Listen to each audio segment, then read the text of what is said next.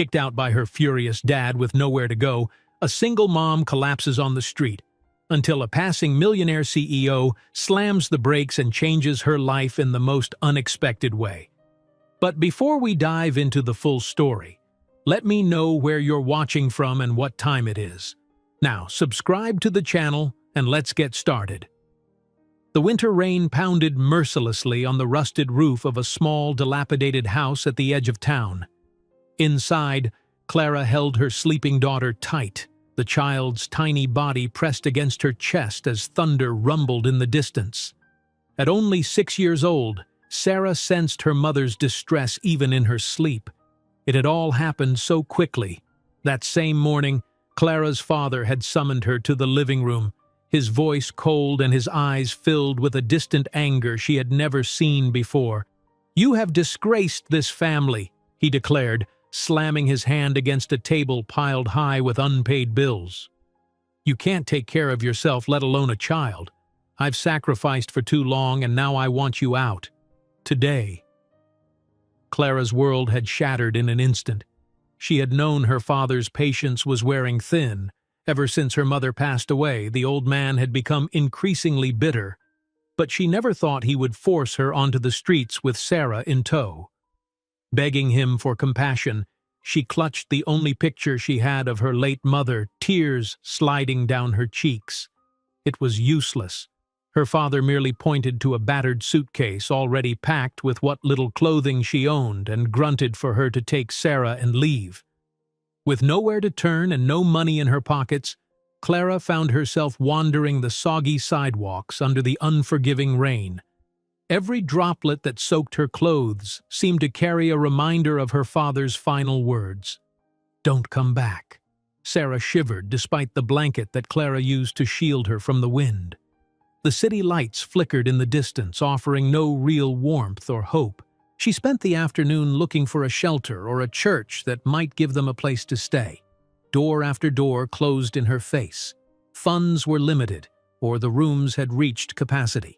Well-meaning volunteers gave her sympathetic smiles but no real solutions. By dusk, the storm had intensified, and Sarah cried in hunger. Clara's heart ached. She was a mother without a home, turned away by the only family she had left. What Clara didn't know was that this terrible day would mark a turning point she could never have predicted. Fate, or perhaps something greater, was already weaving a different destiny for her and her daughter. And it would begin with a single act of kindness from a stranger she was yet to meet. Inside the crowded bus station, Clara tried to comfort Sarah by buying the cheapest warm drink she could afford, a cup of watery hot cocoa from a vending machine that almost swallowed the last coins she had. The hustle of travelers moving in every direction disoriented her. Suitcases rattled along the floor, announcements blared overhead, and neon lights buzzed faintly. Clara sat on a cracked plastic bench, hugging her daughter, not knowing where to go next.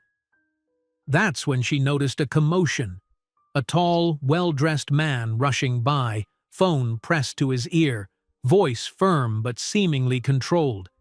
Everything about him radiated importance, from the impeccable cut of his charcoal suit to the polished shoes that seemed out of place in this grimy setting.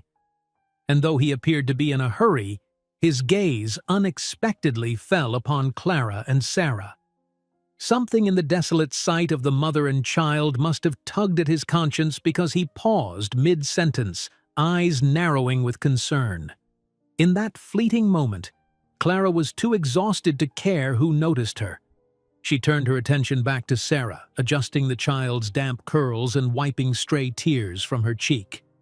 Moments later, she heard footsteps approaching and a gentle voice. "Miss, are you all right?" Clara looked up into the face of a stranger. The man's expression was soft yet focused, as though he were searching for some explanation. Embarrassed and wary, she glanced away, hugging Sarah even closer. Growing up, she had been told over and over never to trust strangers, especially not when you're as vulnerable as she was right now. But there was a sincerity in his eyes that dissolved some of her fear. We just need a place for the night," Clara whispered, her voice trembling. She didn't want to beg, but desperation overtook pride. My daughter is cold. I've asked at every shelter, but they're full. The man was silent for a second, as if taking in the entire tragedy with one sweeping glance. Don't worry, he said gently, slipping his phone into his pocket. I might be able to help. And help he did. He motioned for Clara to stand. She followed him outside, Sarah in her arms. Parked by the curb was a sleek black car, so out of place amidst the damp cardboard boxes and scattered litter. He opened the door for them, letting Clara sit with Sarah before speaking softly to the driver. Then he got in on the other side, casting them an occasional reassuring look as if to say, "You're safe with me." The ride felt surreal to Clara.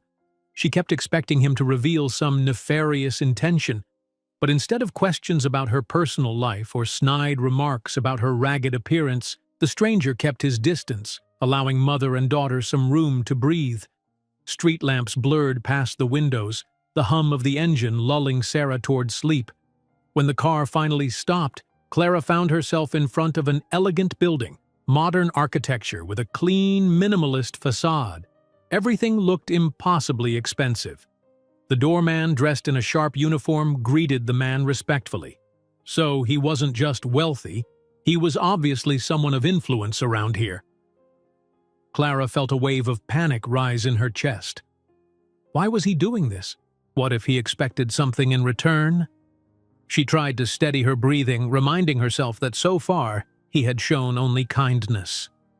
The man led them through a brightly lit lobby adorned with fresh flowers and marble floors that glistened under chandeliers. An elevator took them up to a private suite.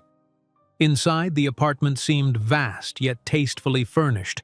Warm-toned wood floors, large windows revealing the city lights, plush couches that beckoned rest. The contrast with everything Clara had ever known was staggering. She hesitated at the threshold, uncertain if she should even step onto such pristine flooring with her muddy shoes. "Please, come in," he insisted. "My name is Alexander, by the way." "Clara," she managed, voice still shaky. "And this is my daughter, Sarah." Alexander motioned them to the living area, and almost on cue, a discreet housekeeper appeared with 2 soft towels and a child-sized blanket. The kindness made Clara's eyes brim with tears she tried to hide. She had known only scorn and rejection all day. Now, here was a gentle face, a warm space, and a promise, unspoken but implied, that everything would be all right. While Sarah curled up on a large armchair, drifting into an exhausted sleep, Alexander quietly offered Clara a seat on a comfortable sofa. He spoke in a measured tone, carefully choosing words that wouldn't add to her distress. "I can see you've had a rough time. Stay here tonight, get some rest. We'll talk in the morning when we're all less tired." The sensation of relief was so overwhelming that Clara sobbed into her hands, shoulders trembling under the weight of her gratitude and lingering fear. She had no idea who this man really was, what he did, or why he had chosen to help her. But for the moment, she believed he was sincere. She felt safe under this stranger's roof for a single night, at least. Little did she know that her life was about to change in ways she could never have imagined. Because Alexander was more than just a wealthy benefactor.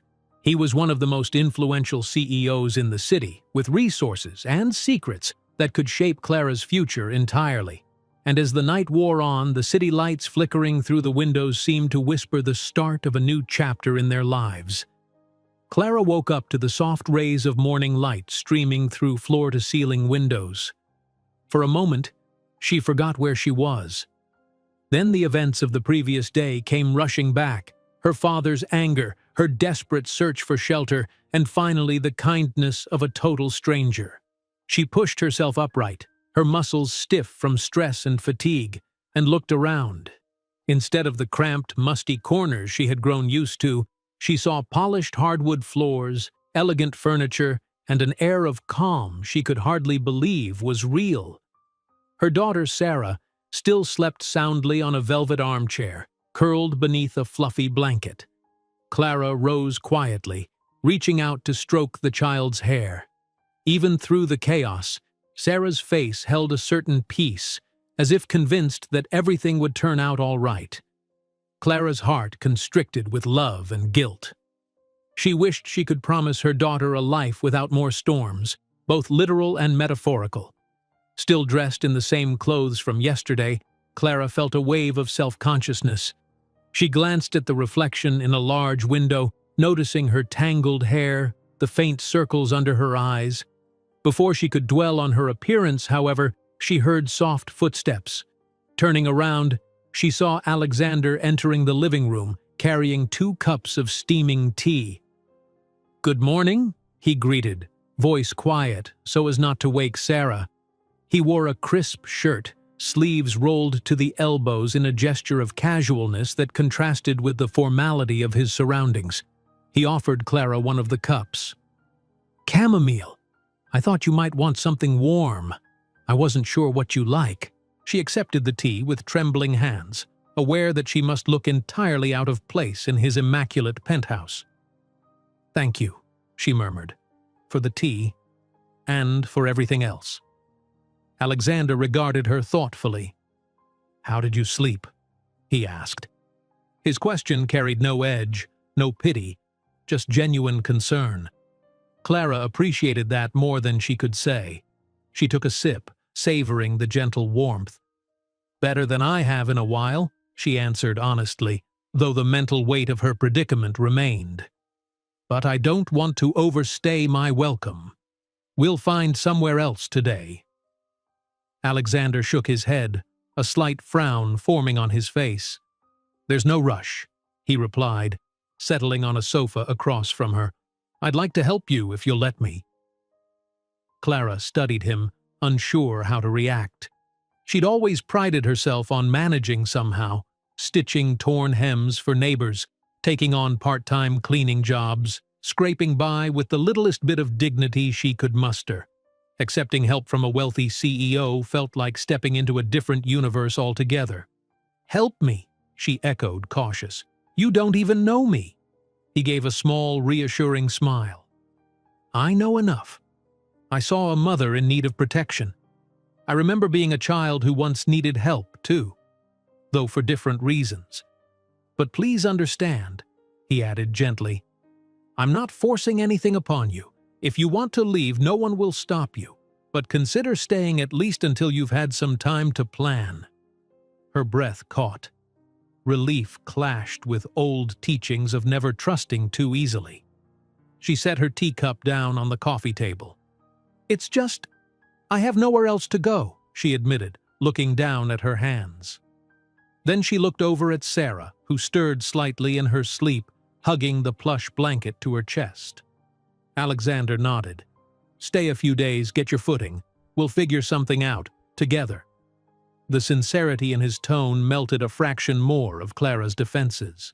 Before she could respond, Sarah awakened with a soft yawn, peeking over the blanket. "Mommy?" she asked, still half dreaming. Then she spotted Alexander and froze, wide-eyed at the sight of the tall man in a penthouse that felt more like a dream than reality. Clara stood and scooped her daughter up in a tight hug. "Good morning, sweetheart. How do you feel?" Sarah blinked sleep from her eyes. "It's so pretty here. Are we safe?" "We're safe," Clara assured her, biting her lip to hold back tears that threatened to surface. She was determined not to cry in front of Sarah. "And we're going to stay here for a little while, okay?" Sarah gave a timid nod, turning curious eyes toward Alexander. He caught her gaze and smiled. "Hi, Sarah," he said softly. "I'm Alex. How about some breakfast?" The child nodded shyly, and a housekeeper immediately entered the living room as if on cue, announcing that there was a small breakfast spread arranged on the kitchen island. Unsure how else to respond, Clara followed Alexander's invitation. All her life she had made do with the simplest meals. Seeing an array of fresh fruit, warm bread, eggs, and even little pastries made her feel both gratitude and an unsettling sense of displacement. She was living in someone else's world, a world she'd seen only in magazines or on television. While Sarah devoured a croissant, Clara hovered awkwardly, not quite knowing if she should sit or wait for permission. Alexander handed her a plate. "Please help yourself," he urged.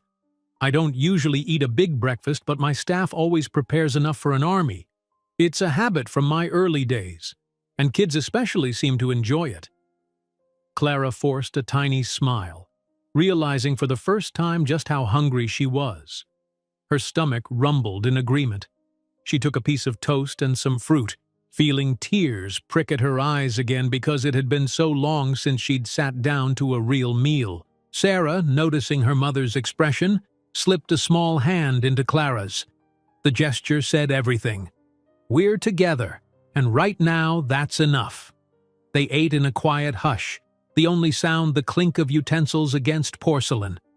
The view from the windows dazzled them, a skyline dotted with towering buildings, the morning sun reflecting off glass and steel. Clara felt a pang in her chest, wondering if she'd ever be able to afford such a view herself. After breakfast, Alexander cleared his throat. "I have a meeting this morning," he began, "and I can't cancel it, but I want you and Sarah to be comfortable here." He stepped over to a small desk, scribbled some notes, then extended a business card. "This is my contact information. My assistant's number is on the back. If you need anything, medicine, groceries, or just want to reach me, call her. She can handle it. Or call me directly." Clara took the card as though it were made of fragile crystal. "Thank you," she said. "But we won't use it," he interrupted gently, looking at her with an intensity that almost made her flinch. "Please, there's no shame in needing help. And if you're uncomfortable at any point or want to go somewhere else, let me know, and I'll arrange a safe alternative. Deal?" She exhaled slowly, gratitude and a hint of fear mixing in her chest. "All right, deal." Before leaving, Alexander also mentioned he would send up some basic clothes for Clara and Sarah, since he noticed they came with almost nothing. Clara bristled. Her pride stung at the reminder of her own helplessness. But the idea of Sarah having a fresh change of clothes that actually fit properly overrode any sense of shame. Alexander left soon after, giving Sarah a gentle wave. The little girl waved back, still chewing on her last bite of croissant. The door clicked shut behind him, leaving mother and daughter enveloped in a silence so luxurious it felt almost unreal. Clara turned to Sarah with a trembling smile. "Look at us," she whispered, sinking onto a plush chair. "Yesterday we were on the streets, and now this." Sarah, in the sweet, forthright manner only a child can manage, asked, "Is he an angel?" Clara laughed, though tears brimmed in her eyes once more. "Not an angel, just someone very kind." She paused, looking around. "Or maybe an angel in disguise. I really don't know." They spent the rest of the morning exploring the large apartment carefully, as if afraid to break something. In one hallway, they found a wall decorated with framed newspaper clippings and awards, Alexander's achievements, presumably. CEO of an international tech firm, philanthropic honors, recognition from civic organizations. Clara read bits of the articles with quiet amazement, learning that Alexander had grown up in a humble background before creating a startup that skyrocketed to success. He was known not only for his wealth but for his philanthropic projects, especially those aimed at helping underprivileged youth. Underprivileged youth, she repeated softly, staring at one of the articles. She'd always felt like a statistic in a city that offered few second chances. Yet here she was, protected in the home of the very person who had the power to make large-scale change for people like her. Sarah tugged on her sleeve, drawing her attention to a large photo taken at some charity event. Alexander stood in the center, surrounded by smiling children. "He seems so happy," Sarah observed. Clara nodded. "Yes, he does." She suddenly realized that if she had met Alexander on any other day, perhaps at a normal job interview or by random chance in the supermarket, she might have found him intimidating. But seeing him in these pictures, with these kids reminded her of the gentleness in his eyes the night before. They turned away from the display and wandered back to the living area. A knock sounded at the door, making Clara's heart jump. She approached it slowly, peering through a small peephole. An unfamiliar woman stood in the hallway, holding several shopping bags and wearing a polite smile. Clara opened the door a crack. "Good morning," the woman said, stepping back respectfully. "I'm Mr. Alexander's personal shopper. He asked me to deliver these items for you and your daughter. May I come in?" Feeling both embarrassed and deeply grateful, Clara let her in. The woman introduced herself as Irene and began laying out items, dresses and casual clothes in sizes that clearly matched Sarah, comfortable outfits for Clara, a few pairs of shoes. They were modest but new, things that whispered of a life Clara had never had the resources to explore. "I'm not sure. This is too much," Clara managed, voice cracking. "I can't possibly—" Irene placed a gentle hand on Clara's arm. "I understand. Mr. Alexander insisted. If there's anything you don't like, you can return it. But please, don't feel embarrassed. He just wants you to be comfortable." Clara could only nod. Overwhelmed, she sank onto the couch while Irene arranged the items. Sarah squealed softly, drawn to a pair of shiny pink sneakers that perfectly fit her feet. Seeing her daughter's delight, Clara felt warmth flood her chest. She would endure any discomfort if it meant Sarah was happy and cared for. Once Irene left, mother and daughter found themselves alone in the vast apartment again, now with a small wardrobe of brand new clothes. Clara inhaled deeply. She couldn't let herself get too comfortable, not when she had no idea what the future held. Would Alexander come to regret his generosity? Would her father's words echo back, telling her she wasn't worthy of such kindness? As the sun reached its zenith, Clara thought of Alexander in his high-powered meetings, negotiating contracts or addressing staff. How strange that such a man, with so much on his plate, took the time to shelter her and Sarah. What was his angle, if any? Anxiety gnawed at her, but so did an odd sense of hope. Maybe this was an open door, not just for a roof over their heads, but for a life where she wouldn't have to constantly look over her shoulder, waiting for the next eviction or condemnation. She wasn't naive enough to believe that everything would be perfect, but maybe, just maybe, they had found a turning point. Outside, the rain had subsided into a drizzle that sparkled in the afternoon light. The city's skyline gleamed like a promise. Clara wrapped Sarah in a hug, marveling at how fate could twist itself in a single day. Then, gathering her courage, she decided she would not only accept Alexander's help but also find a way to repay his kindness. Because above all else, Clara was determined to prove, to him and to herself, that she was more than just a burden. Afternoon light poured through the penthouse windows, illuminating the quiet corners where Clara and Sarah tried on their new clothes. Every so often, Clara would step into the hallway to admire the way a simple blouse fit, or how a pair of jeans hugged her waist. Nothing flashy, but of a quality she had never been able to afford. Sarah twirled around in her pink sneakers, the delight evident on her face. They shared shy giggles, as if embarrassed to be enjoying these comforts so much. Yet beneath the laughter, Clara felt apprehension. She couldn't quite forget that this was all happening in a man's home, a man she hardly knew, a man who to outsiders might appear to be her savior. Was she just waiting for the inevitable day when kindness would turn to pity or suspicion? In mid-thought, her phone buzzed. It was a new, modest smartphone Alexander had left for her on the kitchen counter, preloaded with credit so she could contact him or make calls if needed. A text message appeared. Checking in. Everything all right? She stared at the words, her heart warming. He was at work, but still remembering to see if she was okay. Slowly, she typed a response. Yes, thank you. We're fine. Then she added a simple smiley face, feeling almost childish about it. Sarah, noticing her mother's nervous flutter, peeked at the screen and grinned. Is it Mr. Alex? She asked, voice soft with curiosity. Clara nodded. He's just making sure we have everything we need. Sarah bounced on her toes.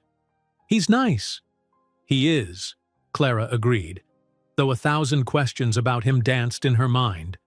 By late afternoon, Clara decided she couldn't spend another hour simply waiting in that pristine penthouse. She took a deep breath, donned her new shoes, and summoned the courage to venture outside. The doorman greeted her politely, clearly informed by Alexander about her presence.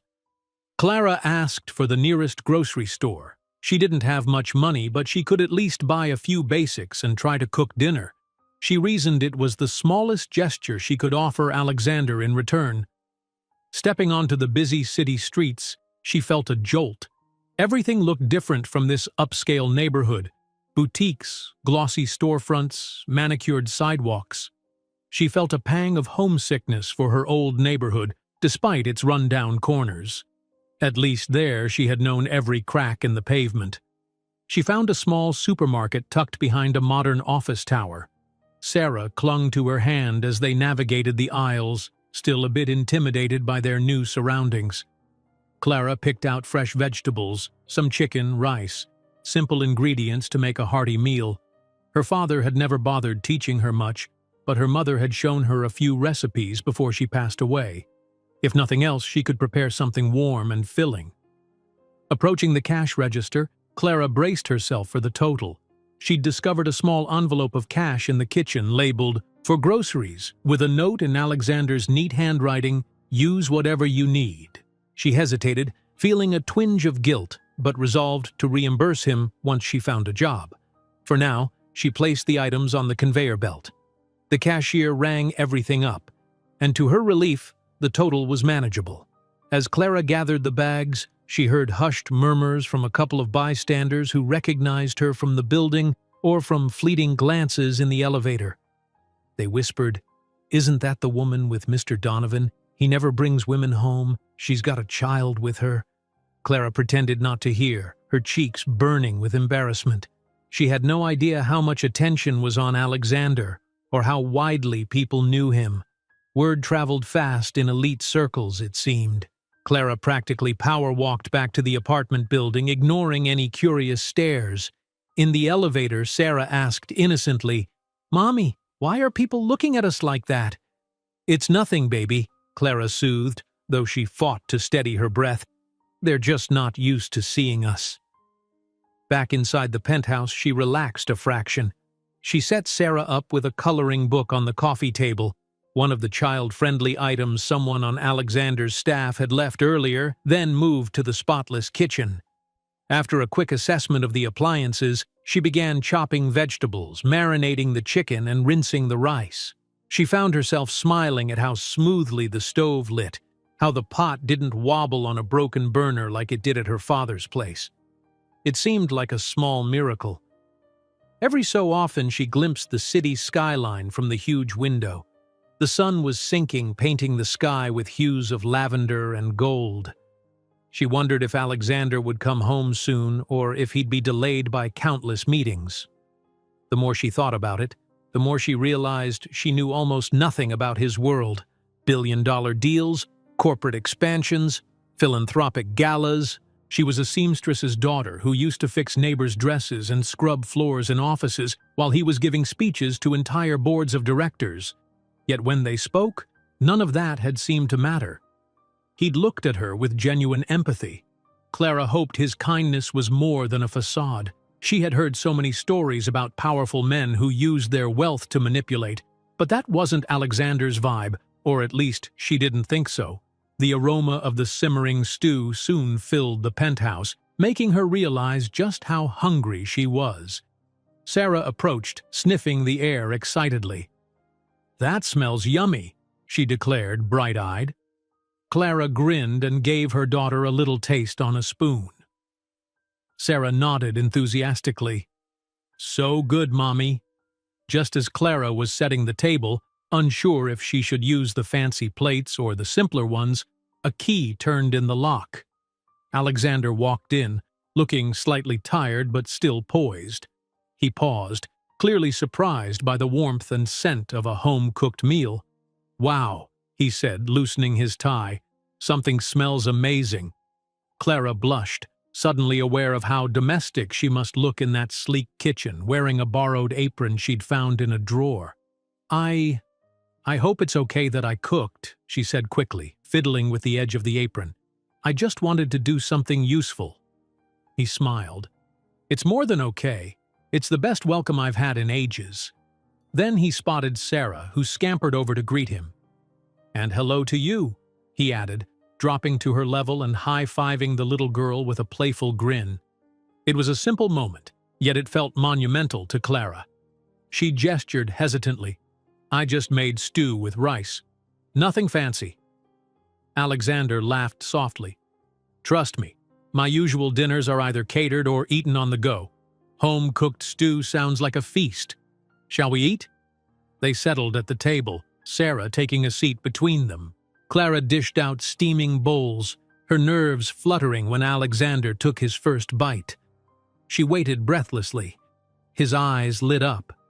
"This is excellent," he declared, not merely being polite. She could see genuine enjoyment on his face. Relief washed over her, and she finally relaxed enough to taste her own dish. The flavors popped on her tongue. She'd done well, perhaps motivated by gratitude, or maybe by the desire to show she wasn't just another person looking for a handout, but someone who could contribute, even if only in a small way.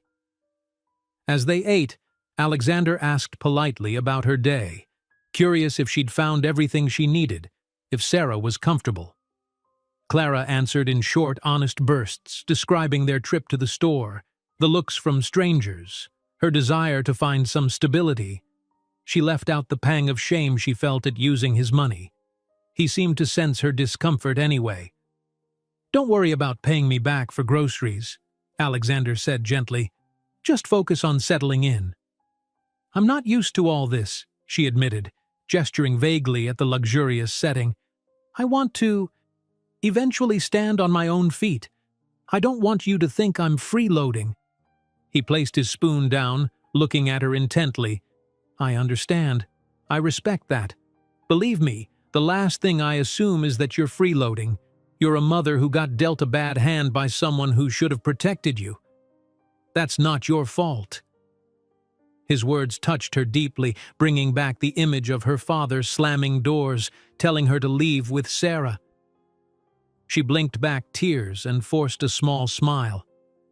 "Thank you." Over dessert, just some fruit salad Clara had improvised, Alexander casually mentioned an idea. "If you're looking for a job, maybe I can help. My company is always in need of various roles. Or if that doesn't suit you, I know people in other organizations who might be looking for honest, hard-working staff." Clara hesitated, feeling her cheeks burn again. Yes, I'd love to work," she managed. "I used to clean offices, do small sewing jobs for neighbors. I'm not sure if your company would need someone like me." "Don't underestimate yourself," he said, finishing the last bite of fruit. "We have a corporate wardrobe department, uniforms, promotional apparel, stuff like that. They might need an assistant who can sew and fix garments, among other tasks. I can inquire if you'd like." Her heart fluttered.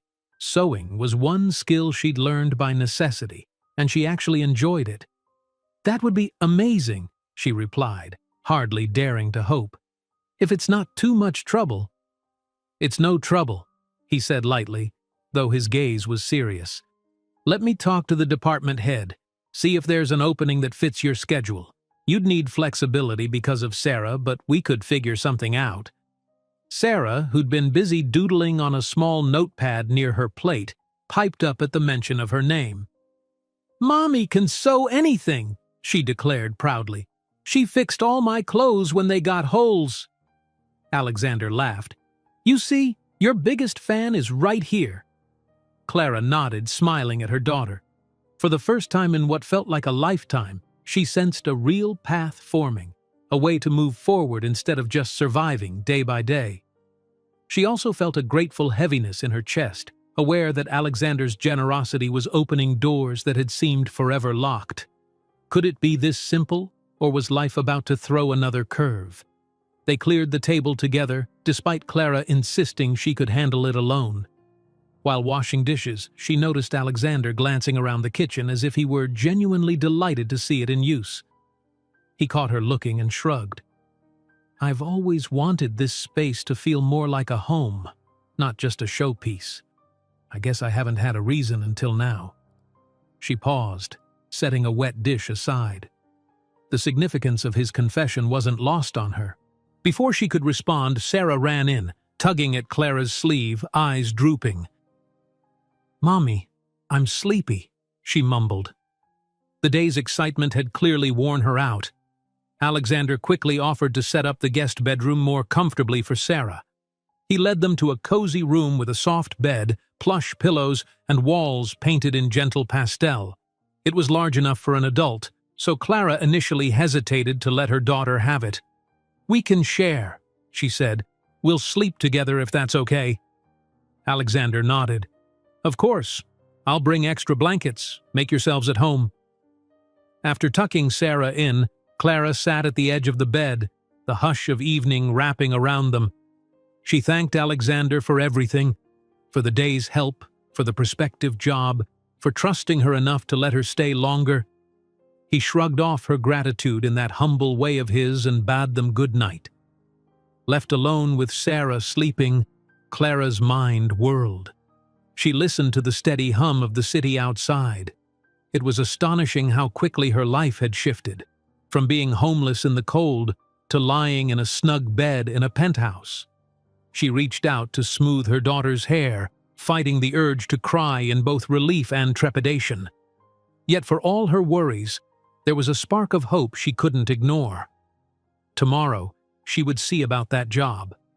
She would wake up in a warm place, feed Sarah, and maybe start rebuilding her life from scratch. And as she closed her eyes, drifting into a sleep that came more easily than expected, she silently thanked whatever twist of fate had led her to meet Alexander Donovan. Morning filtered through the blinds in pale slats of light. Clara awoke to the soft sound of Sarah's breathing and, for a fleeting moment, forgot where she was. Then the pastel walls and plush bedding reminded her they were in Alexander's guest room, not the cramped apartment where she'd once shared space with her father's bitterness. Carefully sliding off the bed, Clara left Sarah asleep and tiptoed into the hallway. The penthouse was quiet.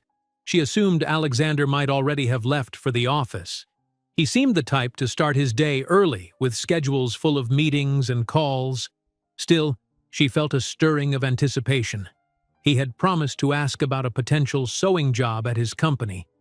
She planned to repay his kindness by working as hard as she could, desperate to prove she was more than a charity case. She crept into the kitchen and was surprised to find a tray on the island with a note. "Good morning, Clara. I left some pastries and fresh juice for you and Sarah. I'll be back this afternoon to talk about the job. Please make yourselves at home. A." Clara's heart lifted at the sight.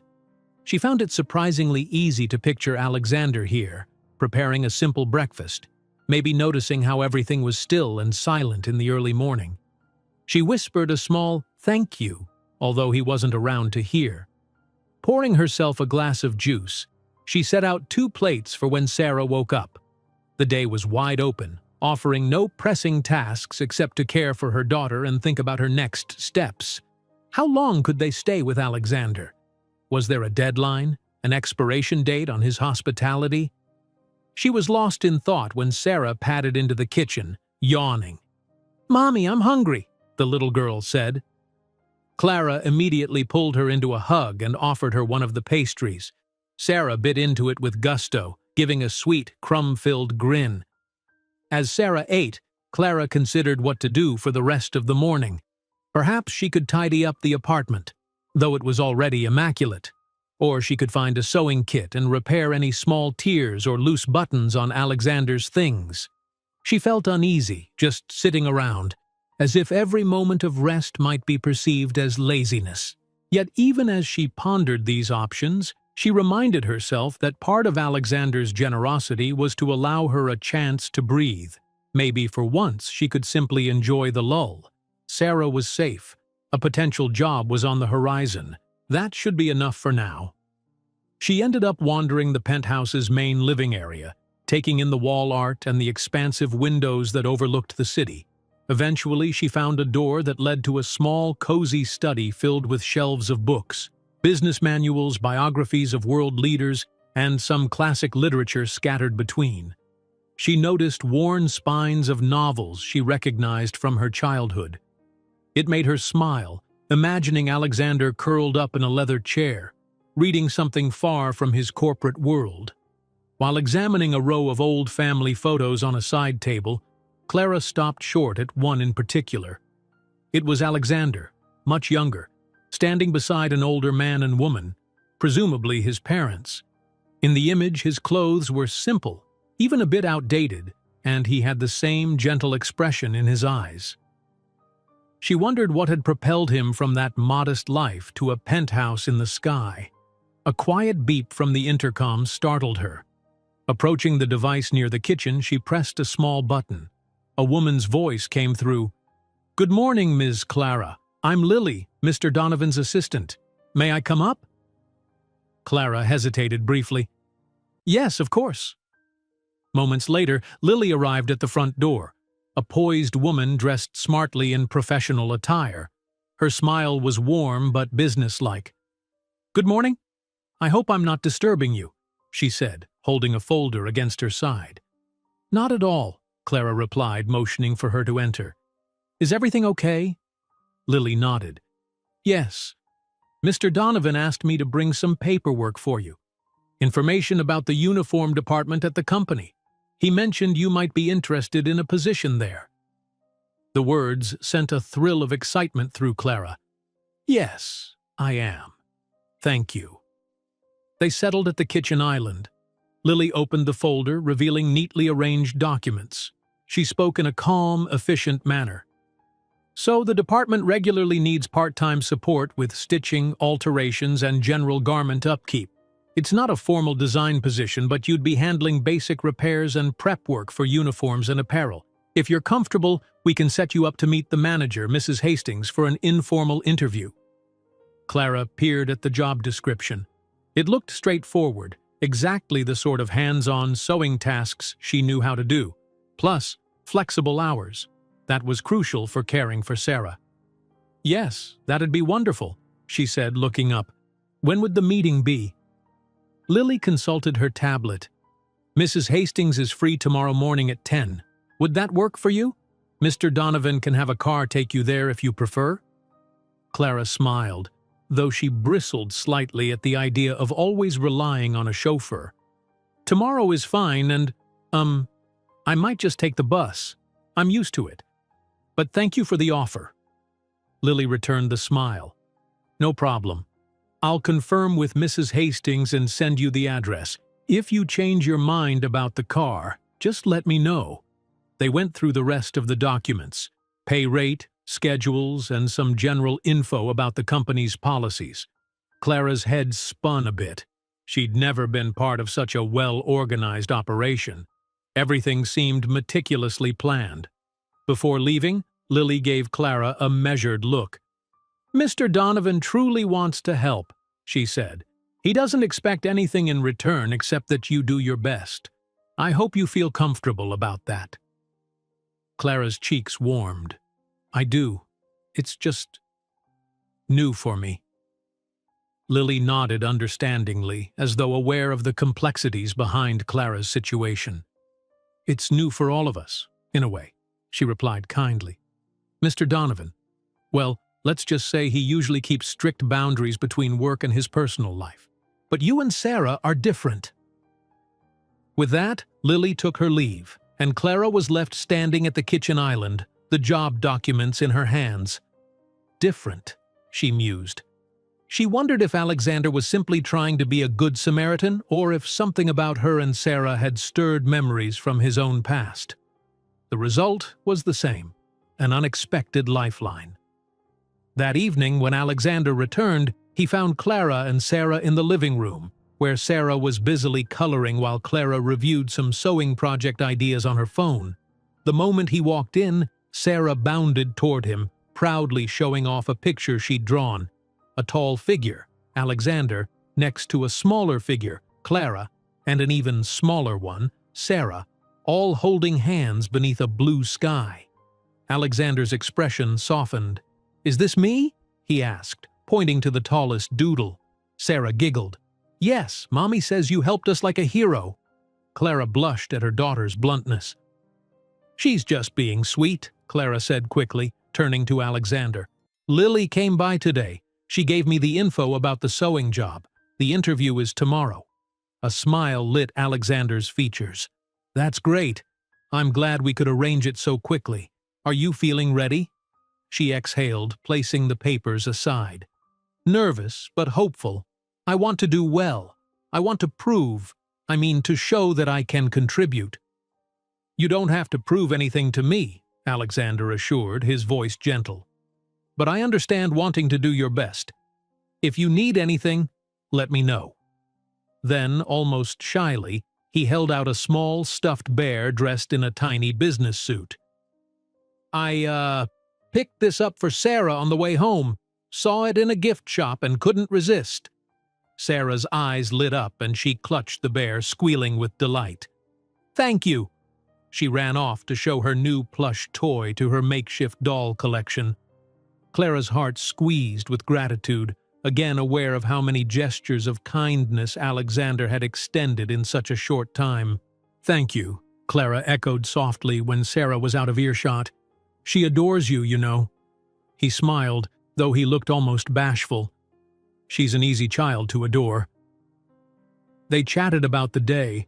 Alexander had worked on finalizing a deal for a charitable foundation, while Clara described Lily's visit and how Sarah spent the afternoon coloring. Clara offered to cook dinner again, a gesture that Alexander didn't protest. In fact, he seemed genuinely happy about it. While they prepared a simple pasta dish together, there was an unexpected but comfortable ease in their interactions, like two people settling into a rhythm. She asked about his foundation plans, and he explained briefly, carefully choosing words so as not to bore her with corporate jargon. She listened intently, intrigued by how he married profit with purpose. It gave her a window into his world, one that was far more layered than just rich CEO. In between stirring the sauce, she couldn't resist a question that had been nagging at her. "Why do you do so much charity work? It's great, but it's not just for publicity, is it?" He paused, hand resting on a wooden spoon. "I grew up poor, in a neighborhood not unlike yours, I suspect. My father worked 2 jobs. My mother sewed clothes for neighbors. There were times we barely had enough for rent." He glanced at her, voice lowering. "I made a promise to myself. If I ever found success, I'd make sure to give back to families like mine. People who, through no fault of their own, found themselves cornered by life's cruelty." Clara's chest tightened. She recognized that sincerity, felt it resonate with her own struggles. No wonder he hadn't hesitated to help her. "It sounds like you're keeping that promise," she said gently, returning her attention to the simmering pot. "Thank you for including me and Sarah in that." He didn't respond immediately, but when he did, his tone held a quiet intensity. "It's not just about honoring a promise. It's also, well, you both matter. That's all." They finished cooking in thoughtful silence. Later, at the dinner table, Sarah chatted away about her coloring projects, and Alexander asked engaging questions, listening as if her crayon adventures were the most important news of the day. Clara watched the scene unfold with a mixture of wonder and a bit of caution. She was grateful, but every now and then she'd hear her father's harsh voice in the back of her mind, telling her that nobody ever helps for free, that there's always a catch. Yet Alexander's kindness felt genuine.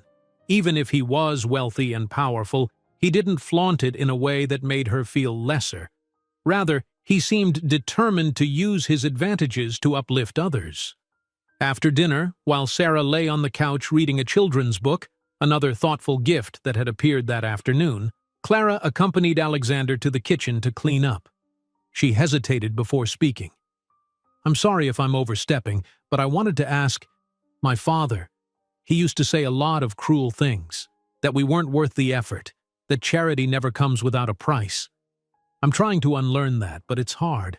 Sometimes I feel like I'm waiting for the other shoe to drop. Alexander shut off the faucet, shaking water from his hands. He turned to face her, compassion in his gaze. No price, Clara. I promise you. Your father's words aren't mine. He took a breath. I won't pretend this is how I usually live my life, inviting someone to stay like this, but it felt right. You and Sarah needed help. I had the means to provide it. End of story. His directness eased some of her anxieties. She nodded, swallowing a lump of emotion. Thank you.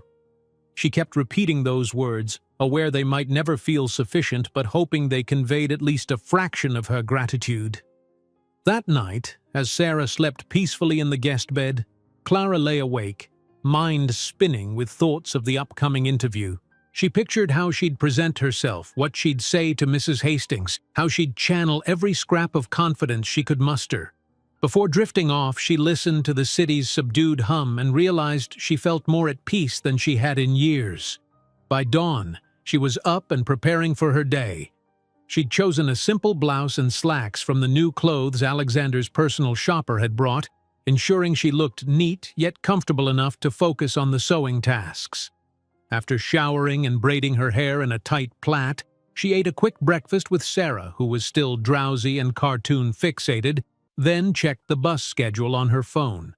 Alexander had already left a note saying he hoped the interview went well and that he'd see her later. She took one last look around the penthouse, heart pounding with anticipation, then hugged Sarah and hurried out the door. A neighbor in the hallway smiled politely. The doorman gave her a respectful nod. She stepped onto the street, feeling oddly like she belonged there, at least for the moment. Outside, the morning air held a crisp freshness that matched her sense of hope. Clutching a small tote containing her basic sewing supplies, just in case, she navigated the bus routes. Her father had once called this city a devouring beast, but today it felt like a place of possibility. As the bus rumbled through the crowded streets, Clara rehearsed potential interview answers in her mind. She also recalled the unwavering kindness she'd experienced here in the last few days. That thought alone gave her courage. She was doing this not only to support her daughter, but also to honor the trust Alexander had placed in her. For once, she felt like someone believed in her fully, and she was determined not to let him down. Clara stepped off the bus in front of a towering glass building with the company's name etched elegantly above the entrance. Even from the outside, it radiated a sense of bustling energy. Crisp suits hurried in and out, phones pressed to their ears, badges swinging from lanyards. She swallowed hard, nerves kicking up a notch. Despite her carefully pressed blouse and slacks, she couldn't help feeling out of place. But she reminded herself of the night before, Alexander's calm reassurance, his promise that she had nothing to prove to him, only to herself. Taking a steadying breath, she walked through the automatic doors, greeted by the rush of cool, climate-controlled air and polished marble floors that reflected overhead lights like a mirror. "Excuse me?" she said to a receptionist stationed at a sleek circular desk. "I'm here to meet Mrs. Hastings about a sewing position." Her voice sounded more confident than she felt. The receptionist, a young woman with neatly pinned hair, offered a professional smile. "Of course. May I have your name?" "Clara Suarez." A quick check of the computer and the receptionist nodded. "Yes, Mrs. Hastings is expecting you in the uniform and apparel department. Take the second bank of elevators to the 5th floor, then turn left."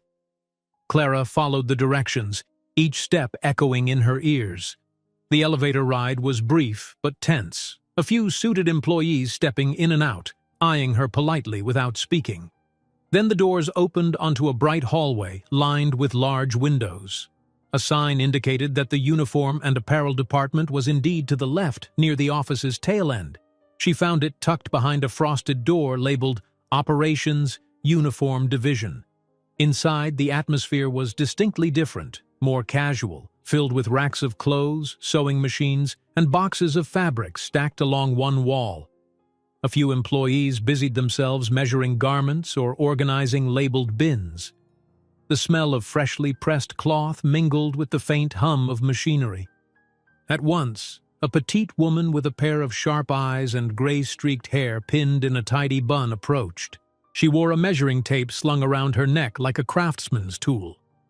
Her gaze flitted over Clara, assessing but not unkind. "You must be Clara," she said, extending a hand. "I'm Mrs. Hastings." "Yes, nice to meet you," Clara replied, returning the handshake, mindful not to squeeze too hard. "Thank you for agreeing to see me."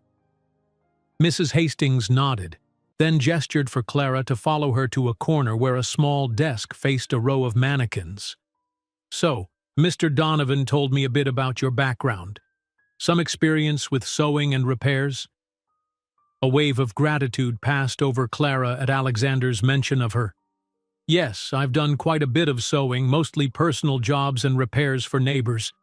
I also worked part-time cleaning offices, but my main skill is stitching and alterations." Mrs. Hastings gave an appraising nod. "We manage all kinds of uniform pieces here.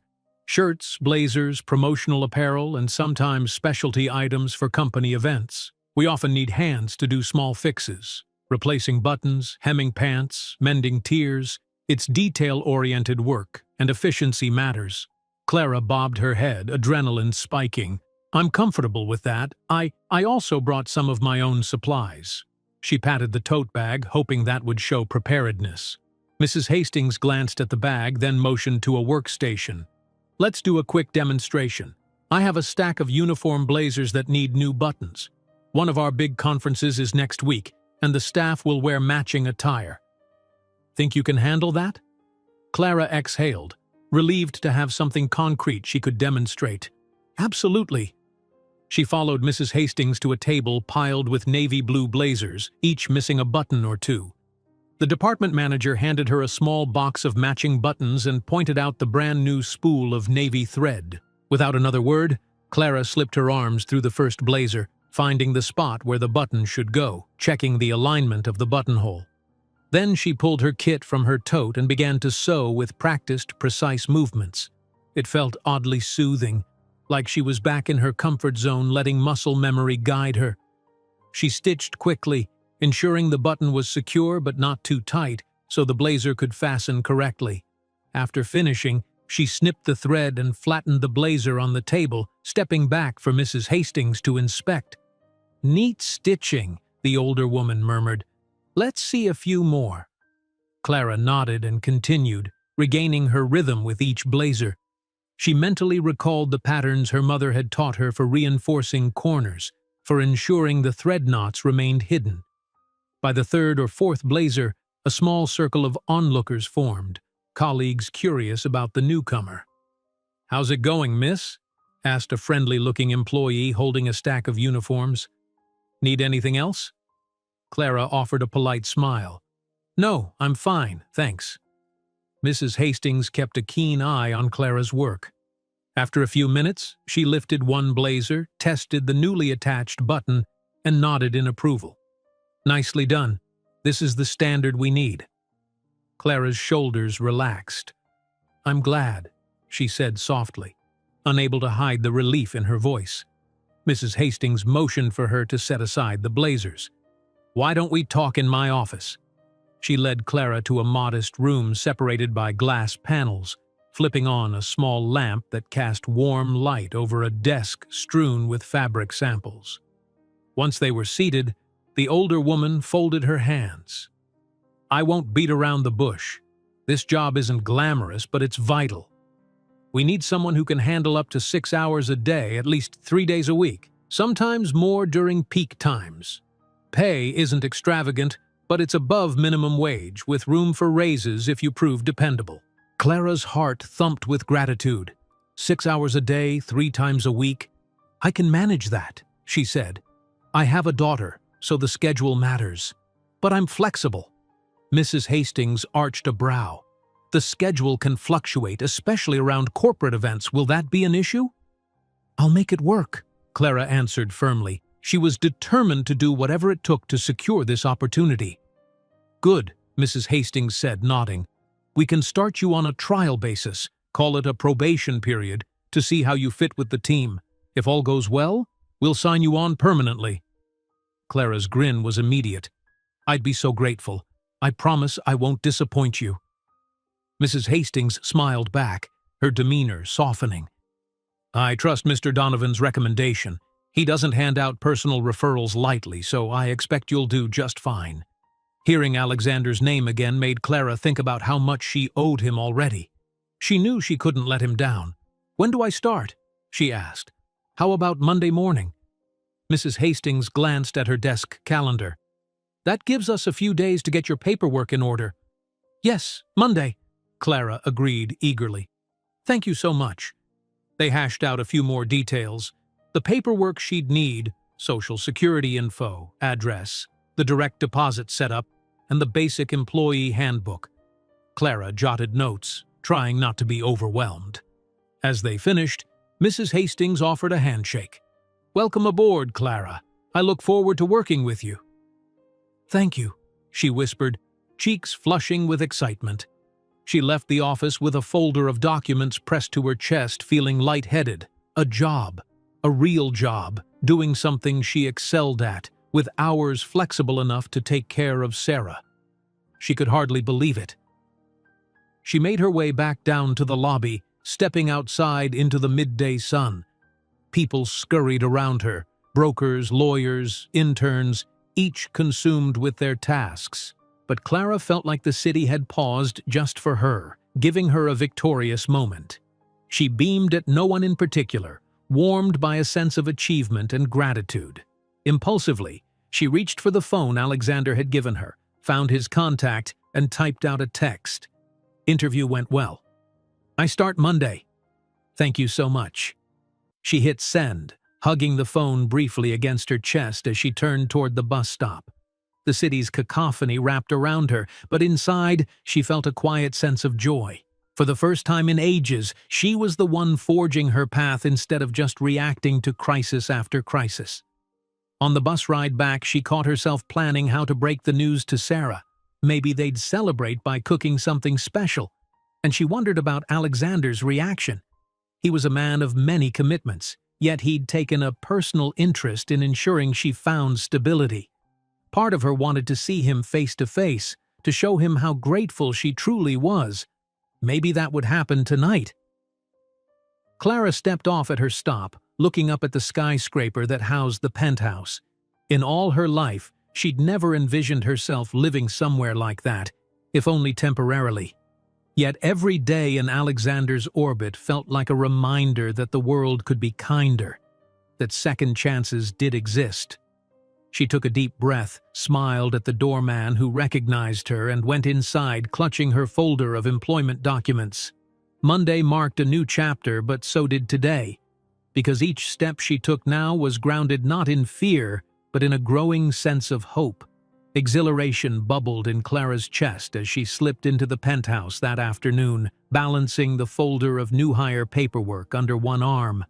The doorman had given her a cheerful nod, clearly noticing her upbeat energy.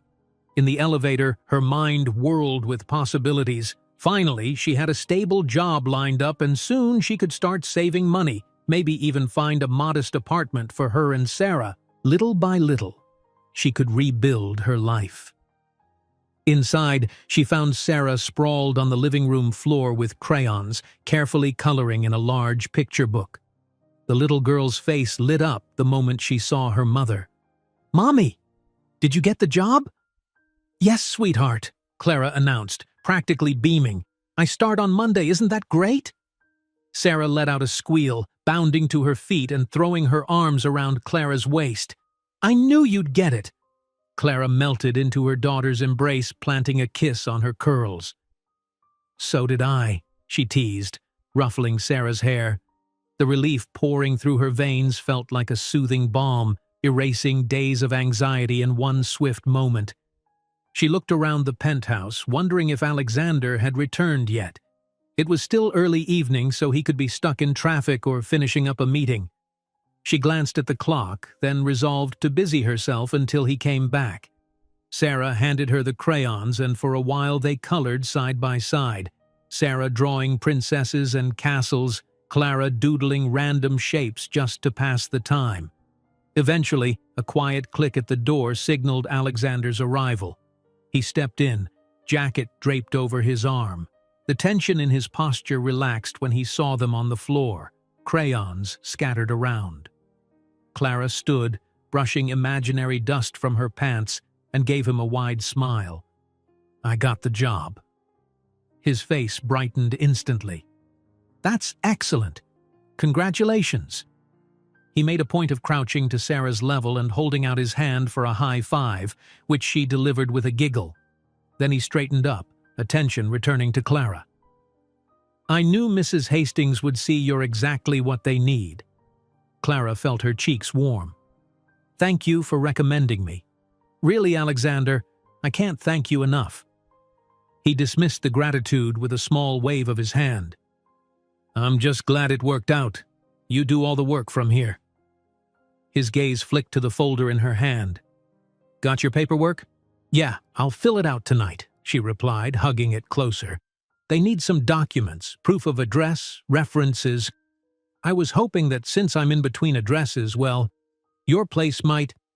I don't know if that's too forward." "Use my address," Alexander cut in gently. "This is your home for now, whatever you need to get started." That word, home, sent a pulse of warmth through Clara's chest. She offered a grateful nod, struggling to articulate how much it meant for him to say that. Before she could muster more words, Sarah piped up with an idea. "Can we celebrate, Mommy? Like, with something yummy?" Alexander chuckled at her eagerness. "Excellent suggestion," he said, ruffling Sarah's hair. "What do you say, Clara? Shall we go out for dinner?" Clara hesitated, scanning her borrowed slacks and blouse. "I'm not exactly dressed for a fancy place," she admitted, half laughing. She'd never dined in an upscale restaurant before. Alexander's expression softened. "Then we'll pick somewhere that doesn't require formal attire.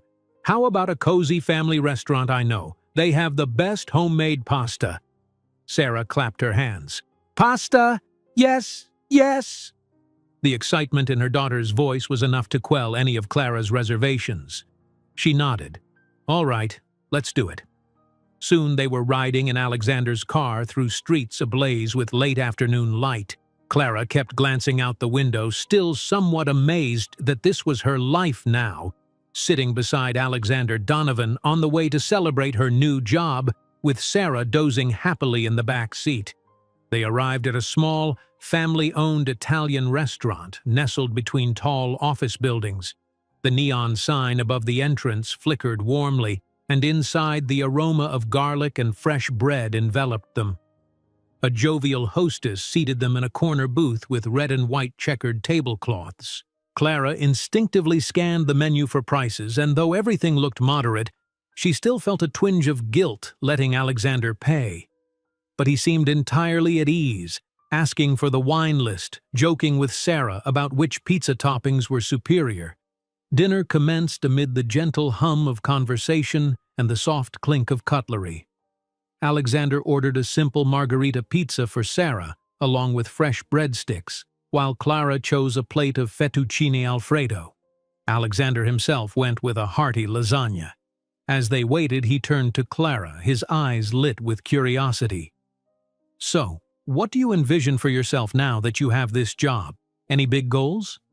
She toyed with the edge of her napkin. "I'd like to save up enough to rent an apartment for me and Sarah, somewhere safe, with decent schools. Eventually, maybe I could expand my sewing into a small business, though that might be too ambitious." "Not at all," he countered. "Ambition is good. If you ever need advice on starting something like that, let me know.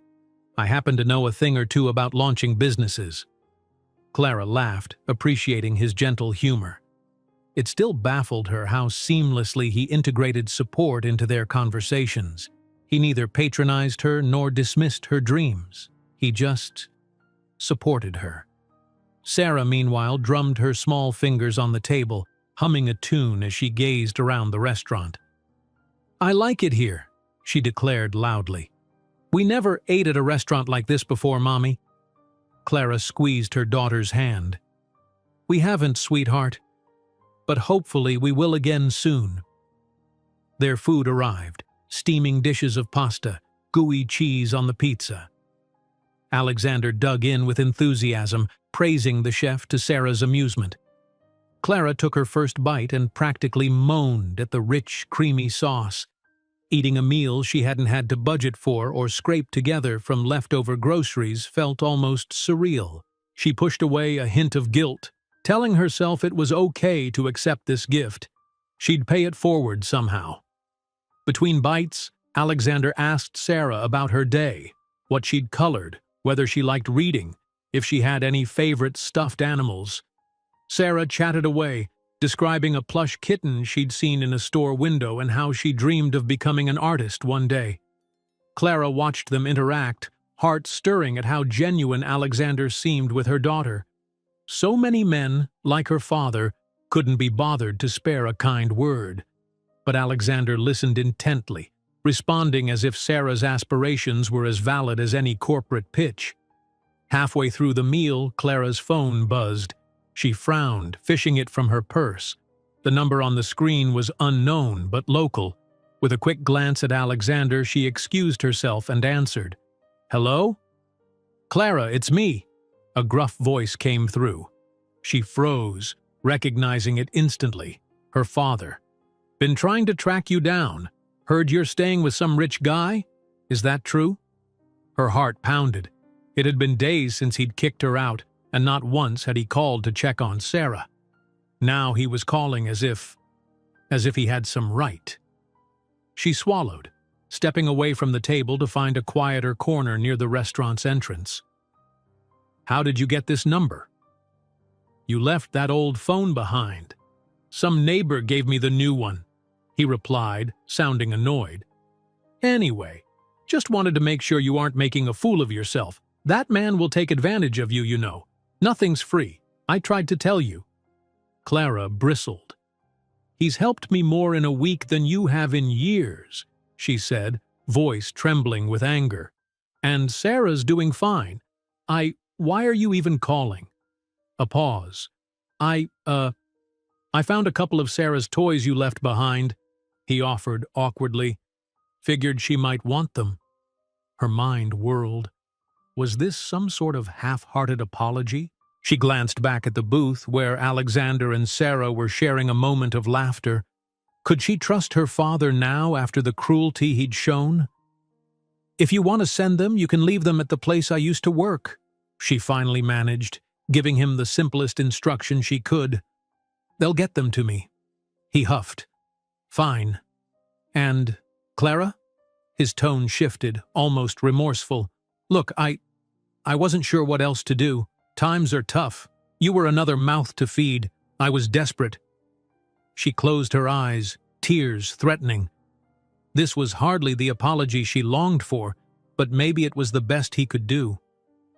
"I understand you were desperate," she said quietly, "but you threw your daughter and granddaughter out in the cold." The memory of that day still stung fiercely. "Anyway, thanks for thinking of Sarah's toys." She ended the call before he could say more, pressing a trembling hand to her forehead. The restaurant's warmth contrasted sharply with the cold anger swirling inside her. She inhaled deeply, then returned to the table, forcing a smile for Sarah's sake. Alexander's eyes flicked over her face questioningly. "Everything okay?" he asked under his breath. She gave a small nod, not wanting to bring negativity into this sweet celebration. "Yeah, just an unexpected call." She reached for her fork, though her appetite had waned. She reminded herself she was safe now, that she had a future and a job. But her father's words, "Nothing's free," echoed, trying to sow doubt. Instead of letting them fester, Clara took a fortifying breath. Alexander had shown nothing but respect. She needed to trust her own instincts over the poison her father had spewed for so long. She squeezed Sarah's shoulder gently, then forced a genuine smile. Let's finish our food, okay? They spent the remainder of dinner savoring the meal and talking about what kind of uniform clothing tasks Clara might do at work. Slowly, she let the tension ease from her muscles, focusing on the closeness of Alexander and Sarah. By the time they left, the sky had turned to a deep navy speckled with city lights. Sarah's pizza box with leftovers clutched in her small hands. In the car ride back, Sarah dozed again, lulled by the comfortable warmth and full belly. Clara thanked Alexander for dinner, but he only shook his head with a soft grin. "You're the one who worked for this outcome, Clara. I just happened to have a car and a good appetite." She laughed quietly, relaxing into her seat. Outside, skyscrapers glowed. For a moment, she pictured the future, her sewing job, perhaps renting a modest apartment, building a life for Sarah, maybe building something meaningful for herself too. And though she couldn't be certain, she sensed that Alexander in some capacity might remain part of their story. For now, that was enough. They arrived at the penthouse, the doorman greeting them politely, and went upstairs. Clara put a sleepy Sarah to bed and then stood in the living room, the hush of night surrounding them. She turned to Alexander, who lingered near the window, gazing at the cityscape. "Thank you," she repeated, stepping closer. "I know you keep saying it's no big deal, but it is. To me, at least." He turned, meeting her eyes, and for a moment, the air felt charged with unspoken empathy. "You don't owe me anything," he said gently. "I'm just glad to see you both happy and safe." She nodded, letting the sincerity of his words wash over her. "Good night, Alexander." "Good night, Clara." Retreating to the guest room, she prepared for bed, carefully placing her new employee documents on the bedside table. Then she looked at Sarah, fast asleep, a soft smile on her lips as if dreaming of bright, joyful things. Clara hoped that in this new chapter, her daughter's dreams would always be safe. Curling up beneath the blankets, Clara let her mind drift to the memory of the phone call, her father's cynical voice. But overshadowing it was Alexander's calm reassurance and the sweet echoes of their shared laughter at dinner. One voice was old and bitter, the other was new, offering hope. And as Clara drifted to sleep, she resolved to follow the hopeful one, no matter how unfamiliar it felt. Sunlight filtered through the penthouse windows in gold-tinted rays, stirring Clara awake on Saturday morning. She blinked at the pastel walls of the guest room, momentarily forgetting the swirl of emotions from the night before. Then she remembered her father's sudden phone call, his harsh insistence that nothing came free. A heaviness pressed on her chest, but she shook it off. This was a new day, and Monday marked the start of a job she'd worked hard to secure. Across the bed, Sarah stirred, pushing the blankets aside. The little girl sat up and yawned, her hair sticking out in wild curls. "Mommy, can we have pancakes?" she asked, rubbing sleep from her eyes. Clara smiled. "Sure, if I can figure out where all the ingredients are," she joked. "Let's go see if we can find what we need in Mr. Donovan's kitchen." They tiptoed into the hallway. The penthouse was hushed, suggesting Alexander was either still asleep or already out for a morning errand. The thought of him sleeping in felt somehow humanizing. He wasn't just the always busy CEO. Maybe, like her, he savored slow mornings when he had the chance. In the kitchen, Clara rummaged through cupboards until she found flour, sugar, and other pancake essentials. She worked quickly. Sarah perched on a stool to help by handing over each new ingredient. Soon, the batter was ready, and the first pancake sizzled on the hot griddle. While flipping pancakes, Clara mulled over the chores she could tackle to repay Alexander's hospitality. She'd already tidied the living room. Perhaps she'd wash the linens or reorganize the fridge. Practical gestures, sure, but better than simply lazing around. She wasn't about to confirm her father's bitter worldview by appearing ungrateful or idle. Then footsteps padded into the kitchen. Clara turned to see Alexander in sweatpants and a plain t-shirt, hair slightly tousled. He looked more relaxed than usual, a hint of surprised delight crossing his features as he inhaled the aroma of freshly made breakfast. "You're cooking pancakes," he observed with a lopsided smile. "I thought I smelled something good." Clara felt her cheeks flush.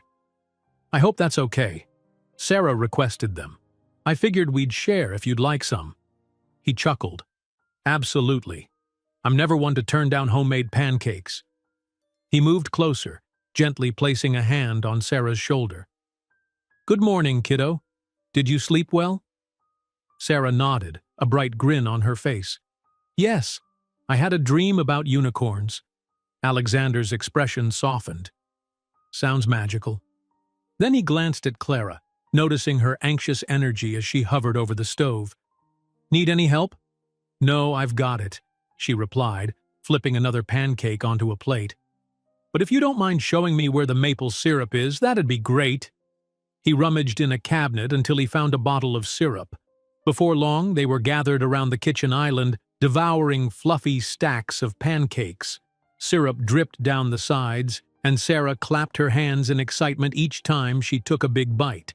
Clara felt the tension in her shoulders ease. She stole a few looks at Alexander, taking in how he laughed at Sarah's silly remarks. It was comfortable, this small slice of domestic routine. "So," Alexander began, cutting into his stack, "any plans for the weekend, Clara? We've got a couple of days before you start work. Thought maybe you'd want some time to rest or to explore the city a bit?" She hesitated. "I was thinking of doing some laundry, maybe tidying up. I'm not really used to having weekends off." She let out a wry chuckle. "I've been hustling for so long, I'm not sure how to relax." Alexander leaned forward, elbows on the island. "I get it, but you deserve a break, and Sarah deserves a little fun too. There's a park not far from here. Great for kids. Could be nice to get some fresh air." Sarah perked up at the word park. She tugged on Clara's sleeve. "Mommy, can we go? Please?" Clara's smile was immediate, but she threw Alexander a cautious glance. "I don't want to impose on your Saturday plans. You must have your own things to do." He shrugged. "I have a few calls to make this morning, but nothing major until Monday. I'd love to join you both, if that's all right. We can grab lunch afterward."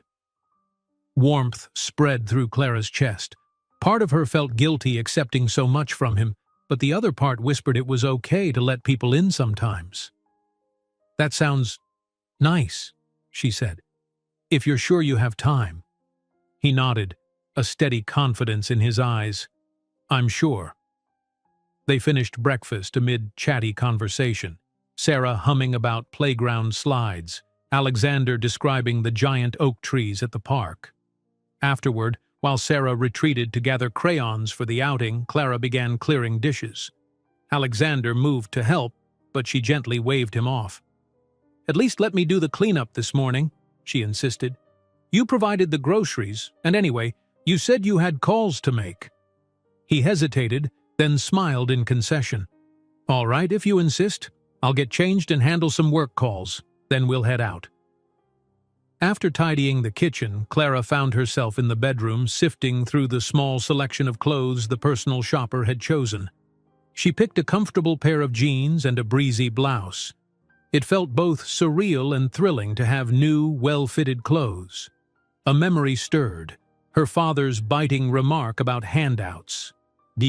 She squared her shoulders against that echo, determined to build the confidence to stand on her own feet, with or without approval from the man who'd cast her aside. Sarah wore a bright t-shirt decorated with cartoon characters, running around excitedly as they prepared to leave. Alexander, now dressed in casual slacks and a light sweater, met them in the foyer. "Ready?" The ride to the park took only 15 minutes. The place bustled with families, kids chasing after balls or giggling on the swings. Dogs bounded on leashes, tongues lolling in the mild sunshine. A faint breeze carried the scent of fresh grass and distant grilled hot dogs. Clara inhaled deeply, savoring the sense of normalcy she'd almost forgotten. She and Sarah wandered to the playground area, Sarah squealing at the colorful slides. Alexander trailed behind, hands in his pockets, a content half-smile on his lips. As soon as Sarah spotted the swings, she dashed toward them, calling for her mother to push her. Clara obliged, helping Sarah onto a swing and gently pushing, each arc of motion accompanied by Sarah's excited giggles. Meanwhile, Alexander stood close, occasionally stepping in to steady the swing when it got too high.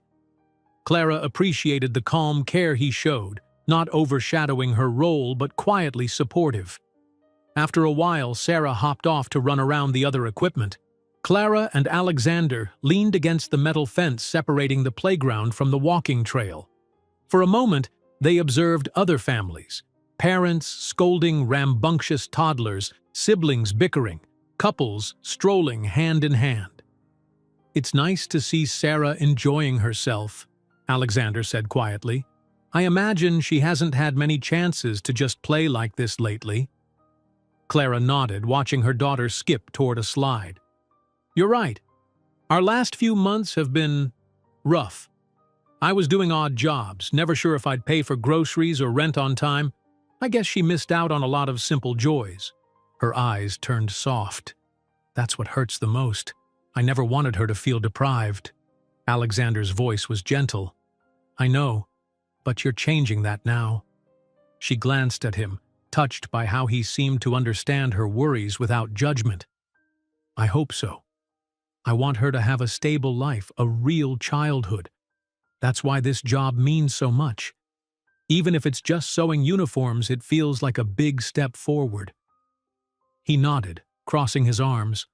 "I'll admit, when I first started my company, I had a single goal in mind, to escape poverty. But once I reached success, I realized there were bigger things at stake: community, giving back, making everyday life better for families like the one I grew up in. And when I saw you and Sarah that night, it reminded me of my own past." Clara bit her lip. "That's what drives you then? Your memory of being that little boy with parents struggling?" He released a breath. "Exactly. Sometimes I still see that boy in my reflection, you know? Money and success don't erase old insecurities overnight, but it does give me the power to help others." His gaze lingered on Sarah, who was now chatting animatedly with another child. "And I can't stand the thought of any kid being left out in the cold like that." Silence lapped at them for a few heartbeats. Clara processed his confession, her heart swelling with empathy. "Thank you for telling me," she managed softly. "I always felt alone in my experiences. But hearing your story, it makes me realize we're not so different." Alexander studied her face. "No, we're not." Just then, Sarah bounded back, holding a small dandelion she'd plucked from the grass. "Mommy, look what I found!" She thrust the yellow flower toward Clara, then glanced up at Alexander. "You can have one too, Mr. Alex, if I find another." He grinned. "I'd be honored." She took off again, scanning the grass for more dandelions.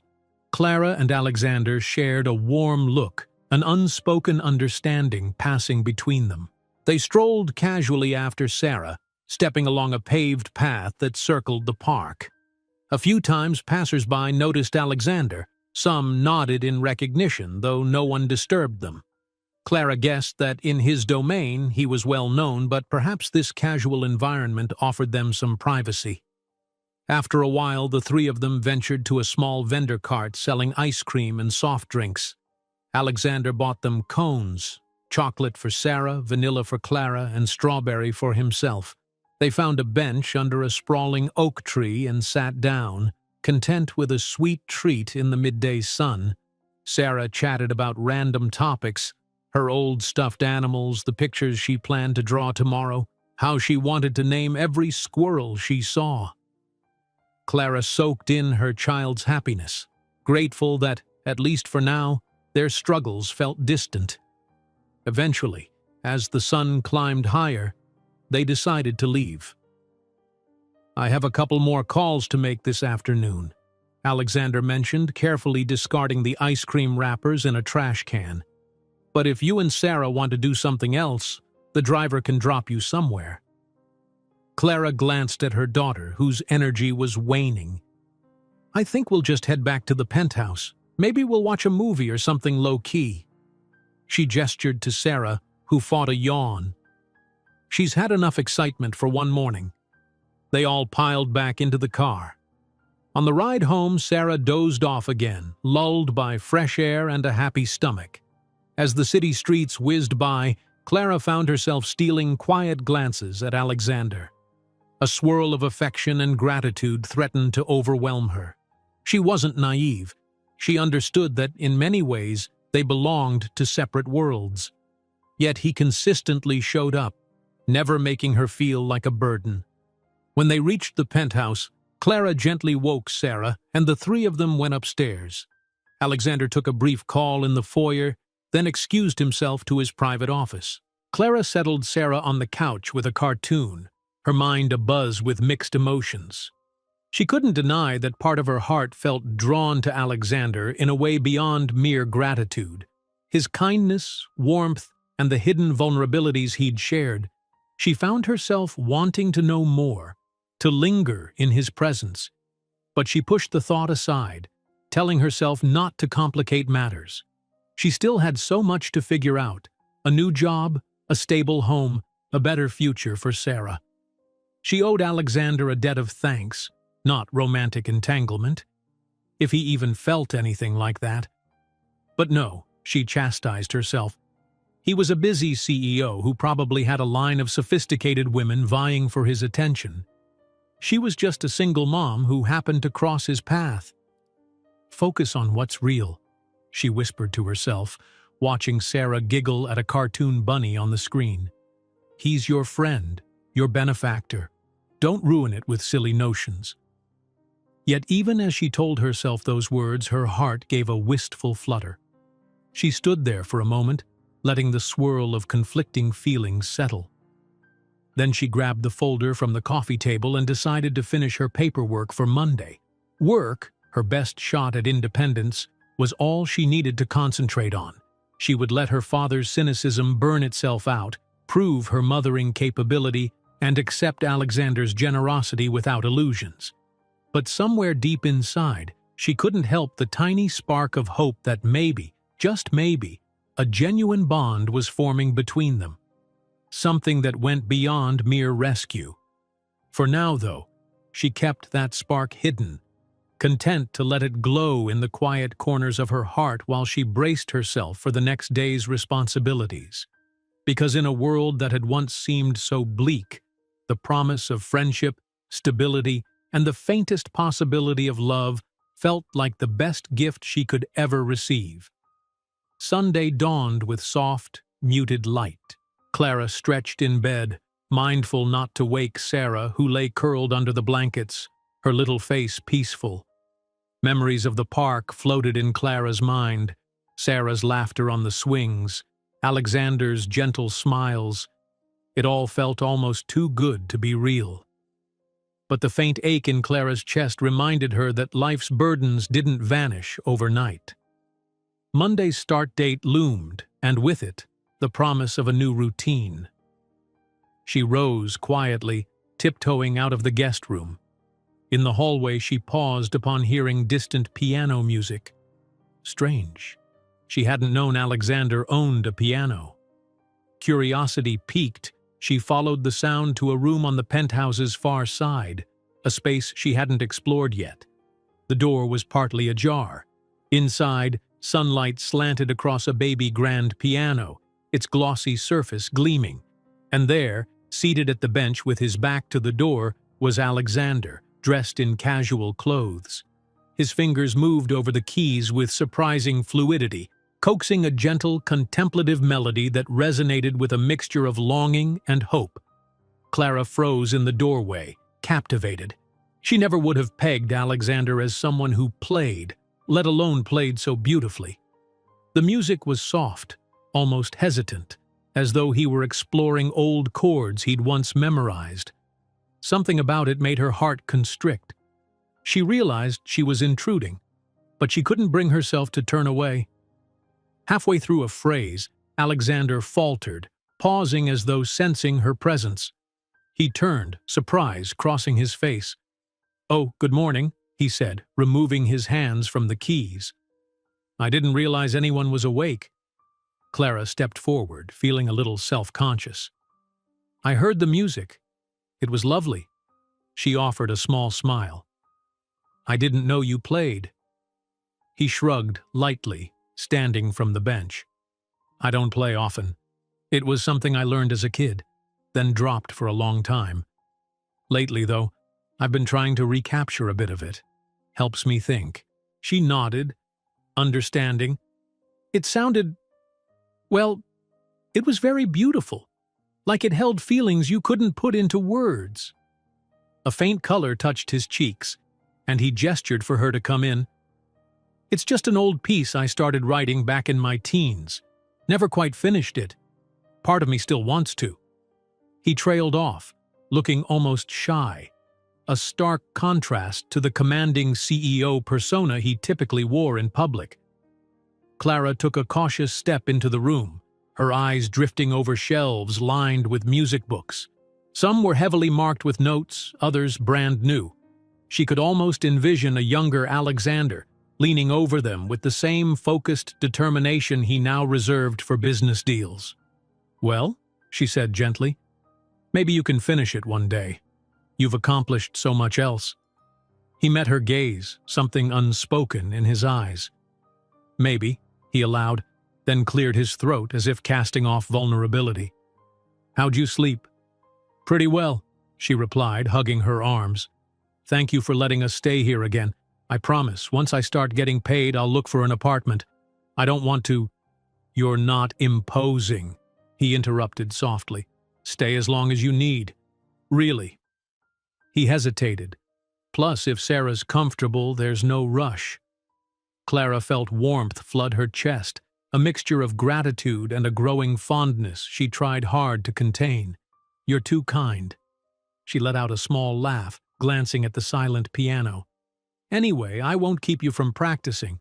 I just wanted to see who was playing. I was finishing up, he said, closing the piano lid gently. I have some reading to do before Monday, but the rest of the day is free. If you and Sarah want to do something, let me know. She nodded, stepping back toward the door. Sure, I think we'll have a quiet morning, maybe read or color. I need to fill out a bit more of that new hire paperwork. Then maybe we'll fix lunch. Sound good? He smiled, the corner of his eyes crinkling.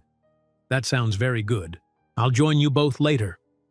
With that, they parted ways, Clara heading back down the corridor to check on Sarah while Alexander lingered in the music room, his posture thoughtful. Clara's heart remained a fluttering thing in her chest, torn between admiration for him and the caution hammered into her by years of struggle. Mid-morning found Clara and Sarah snuggled on the living room sofa, a stack of library books at their side. The library had been Alexander's suggestion. He'd arranged for a driver to take them earlier in the week, wanting Sarah to have a wealth of reading material. Now, Sarah flipped through a story about a magic garden, occasionally pausing to ask her mother about a difficult word. Meanwhile, Clara kept an eye on the time, planning to cook a simple lunch, chicken and rice maybe. She wondered if Alexander would want to eat with them or if he'd be consumed by some last-minute phone conference. The question answered itself when he emerged from his office around noon, stretching his arms as though he'd been seated too long. "Hey," he greeted, spotting them on the couch. "I was thinking we might go for a walk before lunch, get a little air, unless you had other plans." Clara glanced at Sarah, who had perked up at the mention of an outing. "A short walk would be nice," she said. "I was going to cook in about an hour. Is that okay?" "Perfect," he agreed. "We can walk around the block, see if any street vendors are out, maybe pick up some fresh fruit for dessert." Sarah leapt off the couch, all eagerness. Clara hurried to grab keys and her phone. Despite the Sunday calm, the city still bustled with life. Families out for brunch, couples strolling with coffee cups, joggers weaving through the crowds. The sky overhead was a bright, unclouded blue, hinting at a warm afternoon. As they walked, Alexander inquired gently about Clara's father, whether she'd heard from him again. She shook her head. "No, just that one call. He said he'd drop off some of Sarah's old toys at my previous workplace. I don't know if he actually will. Alexander nodded, sliding his hands into his pockets. If he does, we can retrieve them any time. No rush. Yeah. Clara felt a pang. She couldn't shake the bitterness of her father's dismissal, but she also couldn't ignore the faint flicker of guilt in her chest. He was still her parent, after all, yet she'd protect Sarah's happiness above any misguided sense of loyalty.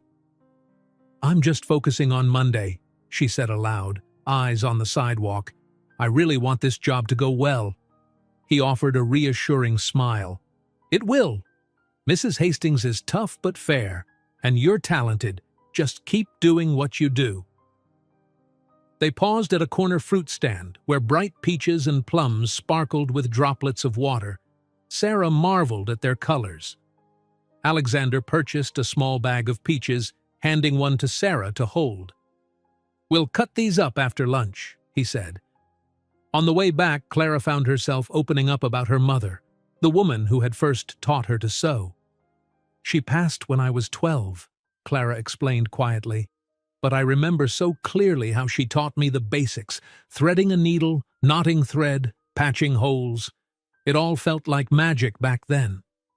Alexander's expression reflected sympathy. "You were close to her?" Clara nodded, trying to keep emotion from cracking her voice. "Very.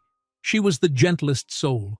When she died, my father changed. He grew distant, colder. I guess he never truly healed, but that doesn't excuse how he treated me." Alexander slowed his pace, letting Sarah skip ahead a few steps. "You've carried a lot on your shoulders," he noted softly. "But you're still standing. Stronger, even." She couldn't deny the truth in that. "Thanks," she managed, meeting his gaze momentarily. That flicker of connection passed between them again, warm and steady, before Sarah called out, pointing to a shop window displaying colorful scarves. She pressed her face to the glass, entranced by the swirling patterns. "You like those scarves?" Clara asked, ushering her daughter away gently so they weren't smudging the glass. Sarah nodded, and a half-hour later, they'd entered the shop to admire the fabrics. Clara recognized fine silk, embroidered edges, and realized how much she missed working with truly beautiful textiles, not just uniform repairs. One day, she told herself, maybe she could design her own. A small dream, but a precious one. They returned to the penthouse, hunger nudging them all. Clara set about cooking the chicken dish while Alexander helped Sarah wash the peaches. The domestic bustle felt surprisingly seamless. She could hear low laughter from the sink as Alexander teased Sarah about water splashing everywhere. Soon they gathered at the dining table. Clara served plates of fragrant chicken and rice, garnished with parsley. Sarah practically bounced in her chair. "Mommy, this looks so good!" she exclaimed. Alexander concurred, taking a bite and praising her cooking yet again. Halfway through the meal, the phone rang. A landline, distinctive in the penthouse's hush. Alexander glanced at Clara, then rose to answer. His end of the conversation was terse, a business-like tone returning. "Yes, I understand. No, push the meeting to Tuesday morning. I'll handle the rest." When he returned to the table, his brow furrowed. "Sorry about that. A scheduling issue at the office." Clara nodded, though she felt a pang, guessing that, come Monday, Alexander's world would intensify once more. Meetings, negotiations, philanthropic events, he'd be drawn back into his busy orbit. And she would start her new job. Their paths, while connected, might not cross as easily in the day-to-day frenzy. Strangely, the thought left her a bit melancholy, but she forced a smile and continued eating, focusing on Sarah's chatter. After the meal, Alexander retreated to handle more calls, leaving mother and daughter to clean up. Clara, wanting to keep her hands busy, also decided to do some extra laundry. She found the linen closet well stocked with towels and sheets. Might as well wash them and tidy them up. Sarah helped by folding smaller items, though her help mostly consisted of giggles and lopsided piles. Clara patted her daughter's head, instructing her gently on how to fold corners. As they worked, she heard the faint murmur of Alexander's voice behind a closed door. Business talk, no doubt. She paused, reflecting on how quickly she'd adapted to this environment. A week ago, she'd been homeless, drifting from shelter to shelter. Now she was tidying sheets in a penthouse. The surrealness wasn't lost on her. But her new reality, as unusual as it was, felt stable, even comforting. She prayed it wouldn't slip away. That evening, Alexander emerged from his calls, looking spent. Clara offered him a freshly folded towel. An odd gesture, but it felt symbolic of the day's domestic routine. He smiled in gratitude, glancing around. "You've done a lot today. You must be tired." She shrugged lightly, stepping aside so he could place the towel in the linen closet. "It's nothing. I like to keep busy." A thoughtful look crossed his face. "Clara, I want you to know something. Even if you hadn't cleaned or cooked, I'd still want you and Sarah here. You don't have to earn your place through chores." She swallowed, touched by his words. "I know," she answered softly, "but it's how I show thanks." He nodded, understanding shining in his eyes. "Then I'm grateful. For everything." They lingered a moment in the hallway's dim light, standing close. Clara felt the quiet hush of the apartment settle around them, broken only by Sarah's distant humming from the living room. She dared to meet Alexander's gaze, sensing again that subtle spark between them. Neither spoke, but it was as though each recognized the other's significance. Two people from different worlds, brought together by compassion and chance. Finally, Alexander stepped back, clearing his throat. "I'll see if Sarah needs anything," he murmured, voice a bit hoarse. Clara nodded, her heart thudding, warmth pooling in her chest. She watched him walk away, then exhaled slowly. Perhaps she wasn't alone in her growing feelings, but she reminded herself of her father's cynical warnings. She had to protect her heart, ensure she didn't mistake kindness for something more. Still, in the hush of that hallway, she couldn't deny an undercurrent of possibility. As night descended, they found their routines again. Dinner was leftovers, followed by a short kids' movie for Sarah before bedtime. Clara read her daughter a story as Alexander wrapped up a final phone call. When the penthouse finally settled into its nighttime silence, Clara gazed at the city lights outside her window. Her life was on the cusp of a new chapter. Tomorrow she'd start her job, building the future she and Sarah deserved. But as she drifted off to sleep, the memory of Alexander's gentle piano music floated in her mind, along with the unspoken understanding she'd felt in his presence. She wondered if love, something she'd once dismissed as an idle fantasy, could blossom under these extraordinary circumstances. And for the first time in a long while, the thought didn't scare her. It filled her with a cautious, hopeful excitement for whatever the next day might bring. Monday arrived with the soft glow of dawn creeping through the penthouse windows. Clara stirred before the alarm, heart fluttering at the day's promise. Today she would begin her new job, her first real step toward independence after so many weeks of uncertainty. Sliding from under the covers, she checked on Sarah, who slept soundly, and then padded to the kitchen to make coffee. She needed a moment to calm her nerves. As the coffee machine sputtered, she mentally rehearsed everything. Find Mrs. Hastings, confirm her schedule, jump into the uniform repairs. She thought of the office building's polished halls and busy environment. Excitement warred with anxiety in her chest, but she was determined to do well, for both her and Sarah's sakes. When the coffee was done, she poured a small cup and sipped carefully, letting the warmth steady her. She glanced at her phone. Alexander had left a text saying he'd be in meetings most of the morning but wished her luck on her first day. A small smile curled her lips. His support felt like a safety net, a reminder she wasn't stepping into this new world alone. By the time Sarah woke, Clara had laid out her own clothes, a crisp blouse with comfortable slacks, and was ready to prepare breakfast. She made scrambled eggs and toast, urging Sarah to eat quickly because the morning wouldn't slow down for them. Sarah, though yawning, was excited to see her mother so determined. "You'll be the best sewer ever, Mommy," she declared through a mouthful of egg, making Clara chuckle. At 7:30, Clara double-checked her bag. Needle kit, extra thread, a small snack. She had decided to take the bus again. She liked the sense of normalcy it gave her. Plus, it would help her learn the route for future trips. She kissed Sarah goodbye, leaving her daughter with one of Alexander's staffers who sometimes filled in as a babysitter. Although it pricked Clara's pride to rely on someone else, she reminded herself that for now it was a temporary arrangement until she could arrange more stable childcare. Exiting the penthouse, she felt a familiar swirl of emotions at seeing the busy city below. The air carried a crispness that promised a mild day. On the street, she boarded the bus, finding it half full of drowsy commuters. Her reflection in the window reminded her of how far she'd come, from that desperate night in the rain to a poised woman on her way to her new job. Upon reaching the company's lobby, she was greeted by the same courteous receptionist as before. This time, there was no hesitation. Clara knew exactly which elevator to take. She arrived at the uniform and apparel department, where the hum of sewing machines was already in full swing. Several employees bustled about, sorting piles of garments, pinning name tags, measuring new hires for uniforms.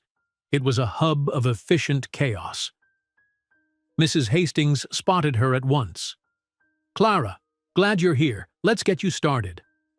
They settled into a quick orientation, signing official paperwork, reviewing safety protocols, obtaining a temporary badge. Then Mrs. Hastings guided her to a workstation near the windows, 2 machines, a small table, a well-lit lamp. On the wall hung racks of navy blue blazers, stacks of folded shirts, and boxes of replacement buttons and patches. A sense of familiarity soothed Clara's nerves. "We have a rush order this week for the national conference," Mrs. Hastings explained, rifling through a clipboard. "We need every blazer to have the new corporate patch sewn on the left sleeve, about 200 pieces in total. Might sound daunting, but we've got a team of 3 other stitchers. You'll each take a portion." Clara took a breath, setting her tote down. "I'm ready," she said, rolling her shoulders. "Just show me where to begin." Mrs. Hastings smiled. "That's the spirit. Let's do a quick demonstration." They walked over to a large table. Mrs. Hastings pulled out the new patch, a sleek design featuring the company's updated logo. She demonstrated the exact placement on the sleeve, aligning the patch so it was perfectly centered 2 inches below the shoulder seam. Clara watched carefully, memorizing each detail. When it was her turn, she threaded the sewing machine with matching thread, pinned the patch, and tested her stitches on a scrap of fabric before attempting the real piece. The first blazer took a few minutes as she made sure everything was lined up. She double-checked the final result, proud that her lines were neat and even. Mrs. Hastings nodded approval and left her to it. Falling into a steady rhythm, Clara lost track of time. She pinned, sewed, snipped threads, set blazers aside, then reached for the next one. The repetitive nature of the task felt soothing. Her mind was free to wander.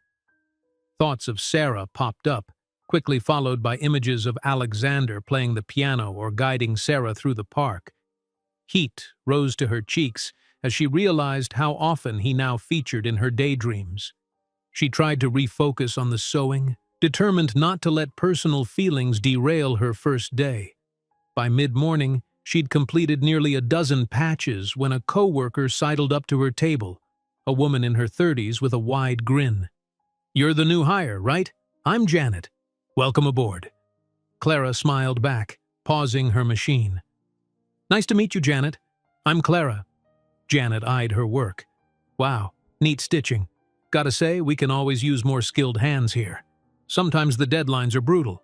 Clara nodded, lifting the next blazer. "I'm ready for it." Janet lowered her voice conspiratorially. "I hear you're friends with Mr. Donovan himself. That's gotta be something. He rarely gets involved in day-to-day hires." Clara stiffened slightly, recalling how word had already spread last time about her connection to Alexander. "He just recommended me. I'm grateful, but I'm here to do my job like everyone else." Janet's grin softened. "Don't worry, I'm not implying anything. Everyone here respects Mr. Donovan's philanthropic side, so they're curious, but once they see how good you are, they'll understand you earned your spot." Relief trickled through Clara. "Thank you. I appreciate that." Janet patted her shoulder and moved on, leaving Clara to exhale. She realized that in a company so large, gossip was inevitable, but as long as she performed well, no one could question her worth. So she kept sewing, letting the hum of the machine lull her into a steady workflow. By lunchtime, Clara had completed nearly 20 patches, a respectable pace for her first day. Mrs. Hastings encouraged her to take a break, so she decided to explore the company cafeteria.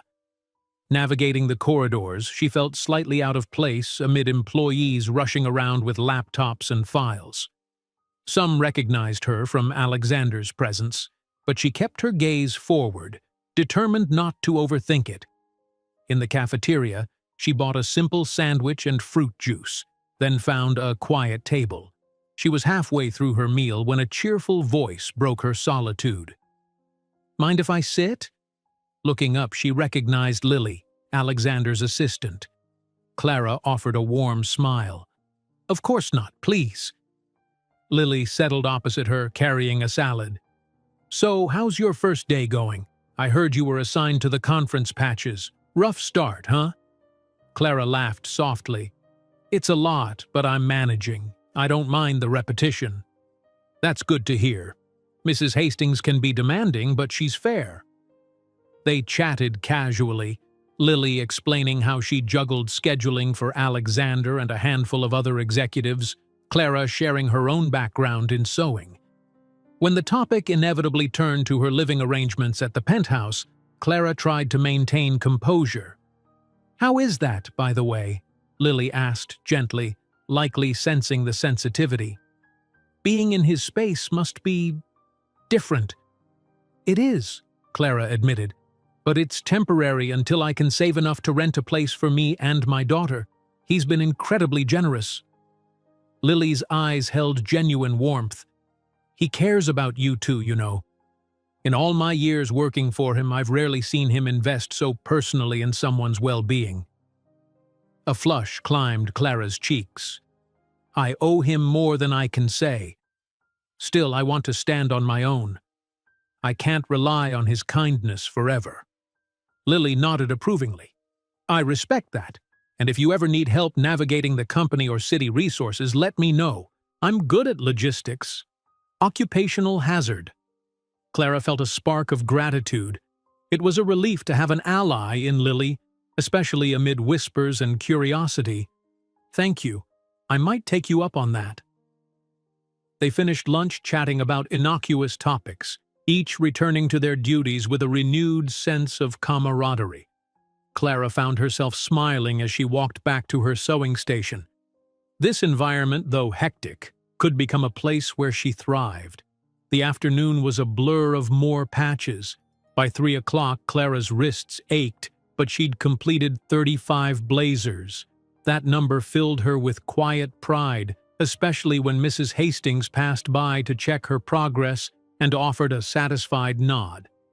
Others in the department introduced themselves. Ron, a quiet man who specialized in embroidery, Patricia, a middle-aged seamstress who'd been at the company for years. Each was curious but polite, and Clara realized she might even make friends here. Shortly before quitting time, her phone buzzed. She glanced down to see a text from Alexander. "How's your first day going?" Clara's cheeks curved into a grin. She typed back quickly, "Busy but good. Sewing conference patches. Tiring, but I like it." Almost immediately he responded, "Fantastic. Proud of you. Don't work too hard." Her smile widened. "Proud of you." The words warmed her, boosting her morale for the final stretch. When the clock hit 5 p.m., Mrs. Hastings dismissed everyone for the day. Clara shut down her machine, gathered her things, and stepped into the elevator with a sense of real accomplishment. Emerging into the crisp evening air outside the building, she took a moment to breathe in the sense of success that came from honest work. For the first time in weeks, she felt truly alive, like she had a role, a purpose, and the ability to shape her future. Her father's derisive comments felt like a distant echo. She was forging her own path now. The bus ride back gave her time to plan out dinner. Maybe she'd try a new recipe, something to celebrate the day. She also wanted to hear about Sarah's afternoon, whether she had fun, if she asked about her mother. In the back of her mind, Clara allowed herself the faint hope that Alexander would be home in time to share a meal, too. When she finally arrived at the penthouse, the doorman greeted her with a friendly nod, and she rode the elevator up, gripping her tote. Stepping inside, she found Sarah drawing at the kitchen island, the babysitter washing a dish in the sink. The child perked up instantly at the sight of her mother. "Mommy, how was your job?"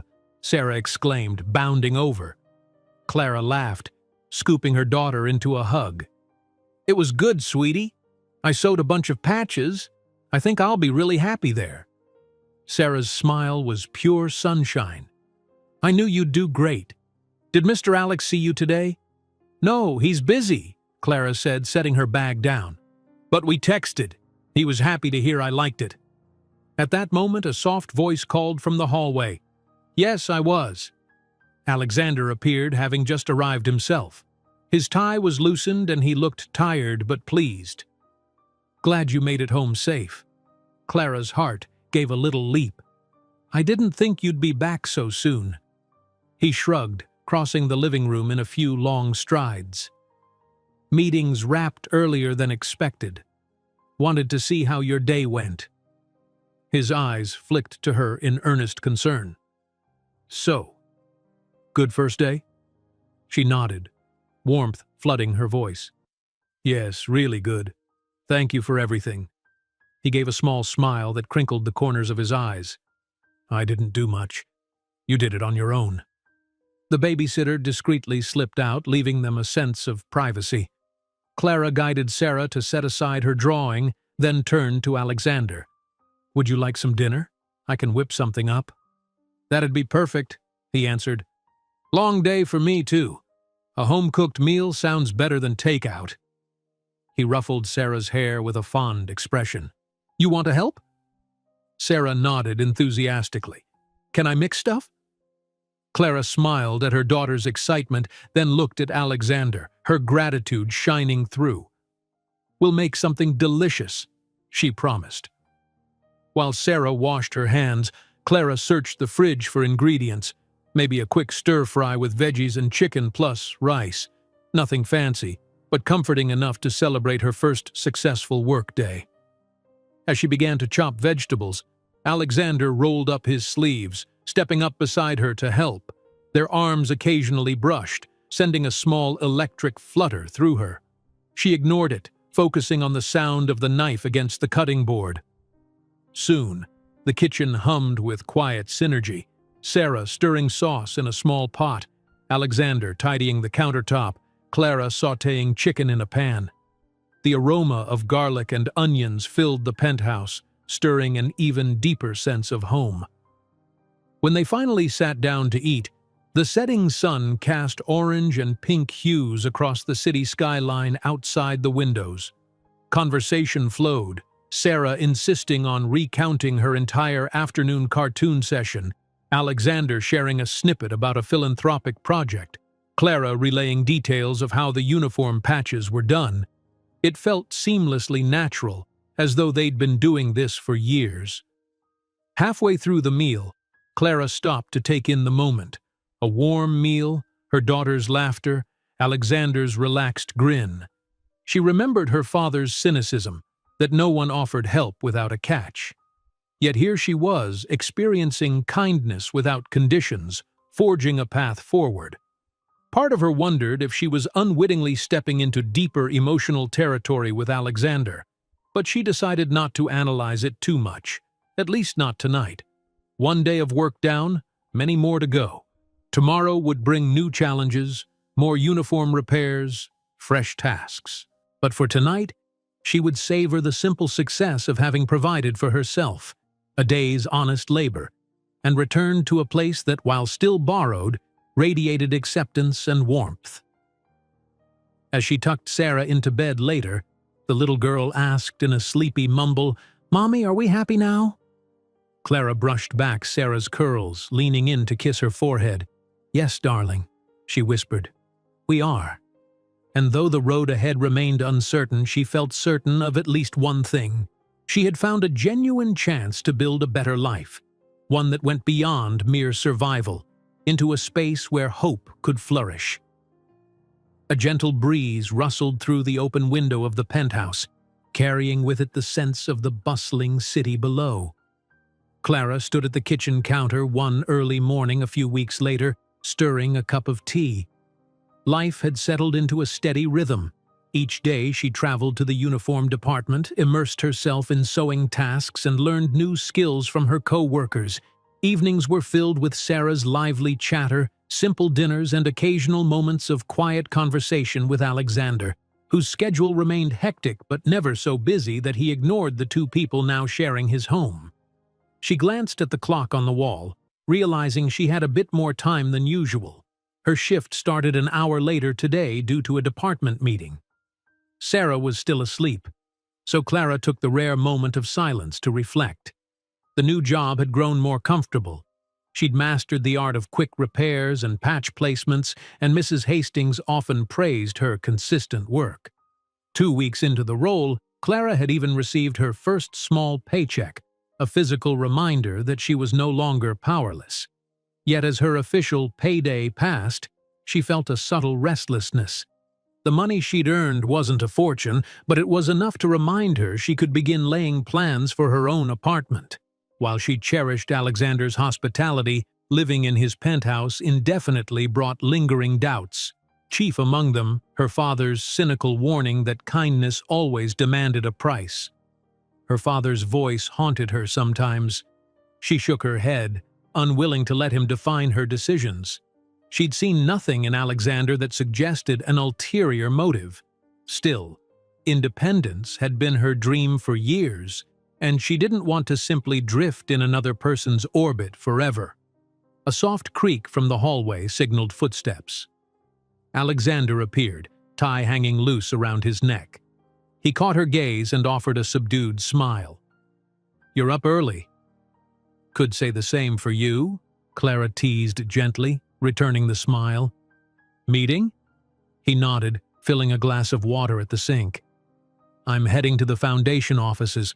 We're planning a new outreach program, and it's taking shape faster than expected." He sipped, leaning against the counter. "Any big orders at the department today?" She shrugged, swirling her tea. "A decent workload, but nothing I can't handle. We're rotating between patch orders and small repairs for the staff. Janet said we might also get into promotional t-shirt designs next week." Alexander's eyes lit with interest. "Designs, huh? Sounds like a step up from simple repairs." "Yeah." She felt a flicker of pride. "Mrs. Hastings hinted I might help draft some patterns. It's not a full design position, but it's something." He reached out, gently tapping her wrist.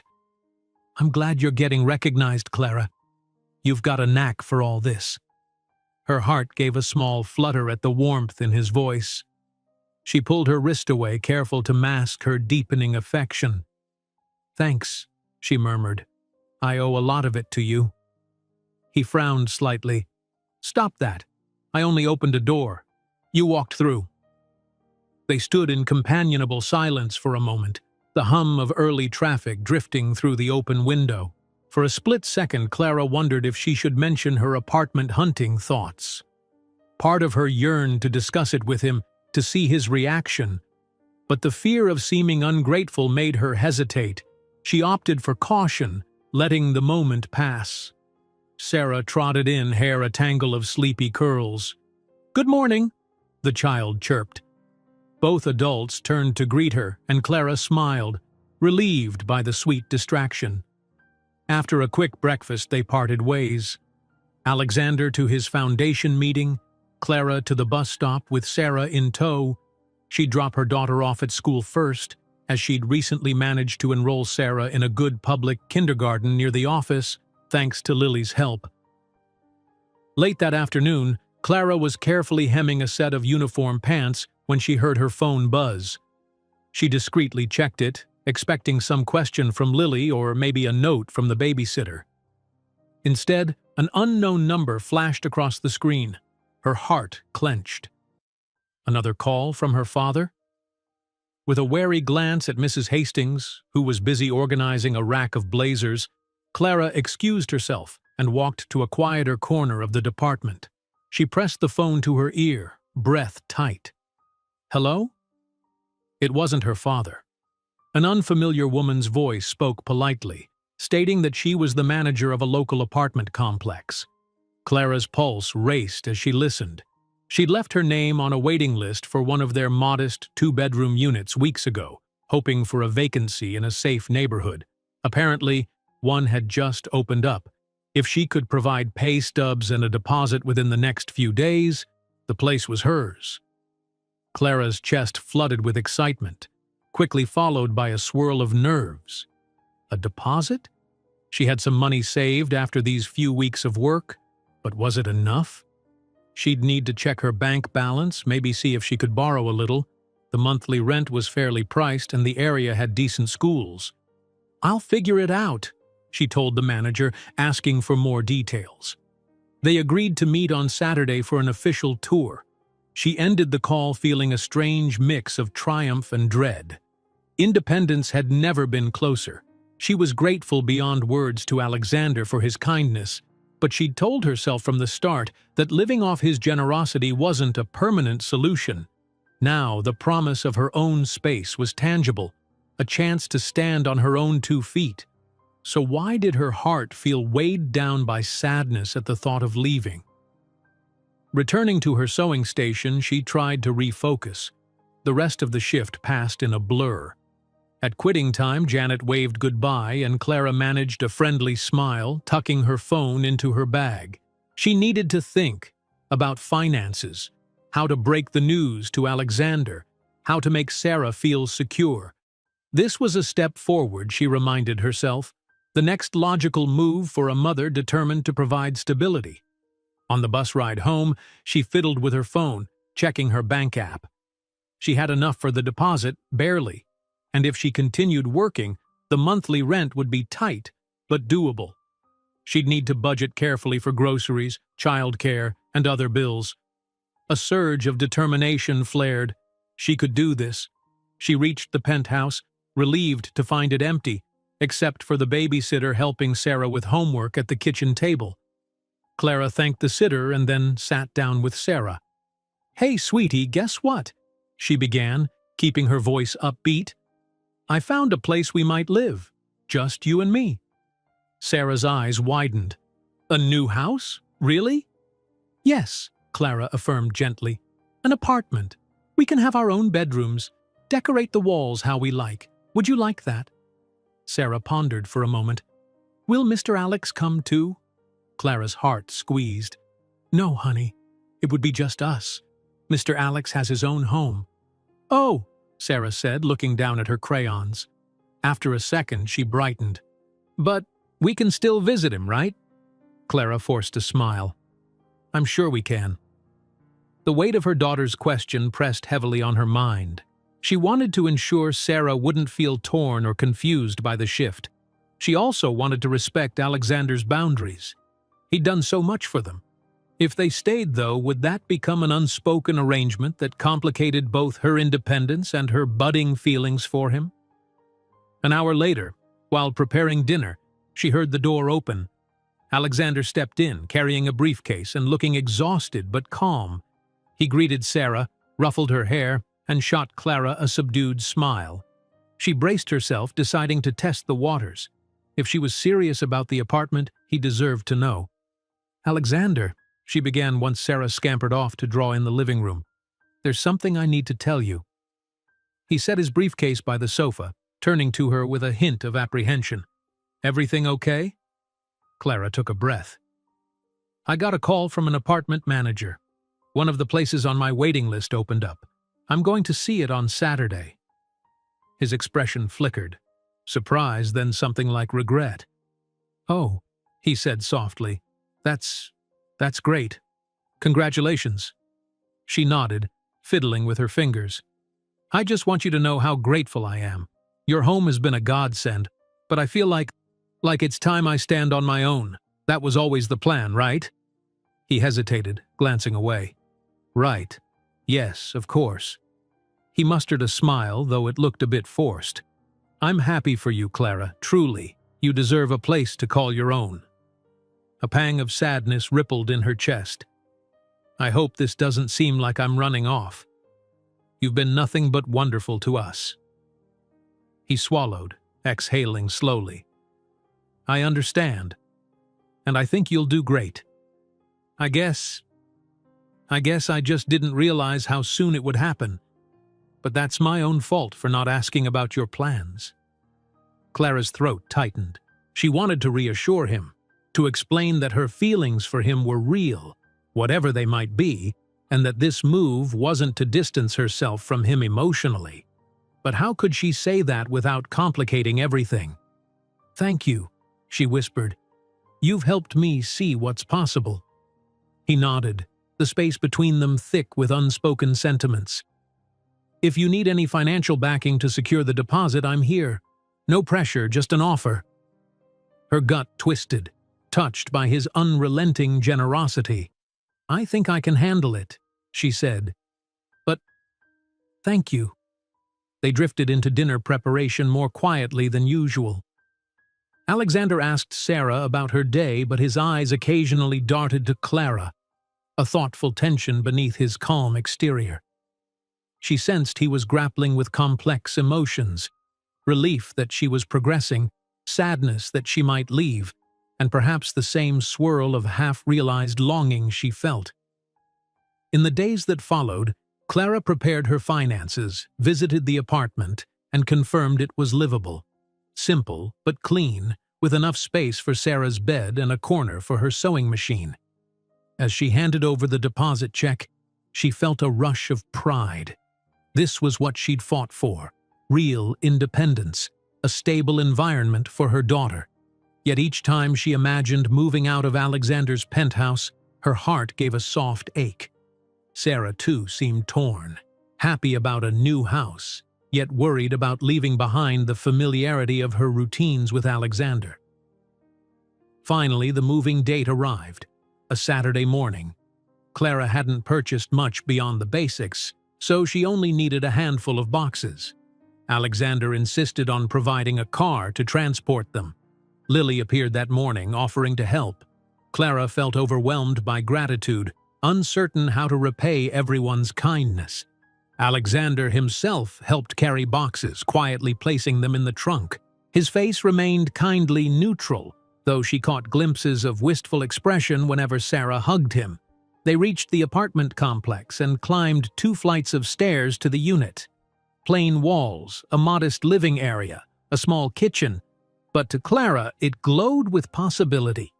She stood in the empty living room, boxes scattered around her, while Alexander set down the last load. "Well," he said, wiping his forehead, "it's a good space." She nodded, resting a hand on a box. "Yes, it is." The emptiness of the room magnified every sound, Sarah's footsteps echoing as she ran to check out her bedroom.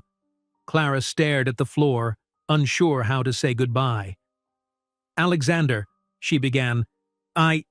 He paused, heart in his eyes. "Yes?" She swallowed the lump in her throat. "I don't know if words can do it justice, but thank you. You saved us. I was desperate, and you took us in without a second thought. You gave me more than just a roof. You gave me hope." His gaze softened, and he nodded, struggling to maintain composure. "You deserved every bit of help, Clara, and you'll always have my support if you need it. Don't forget that."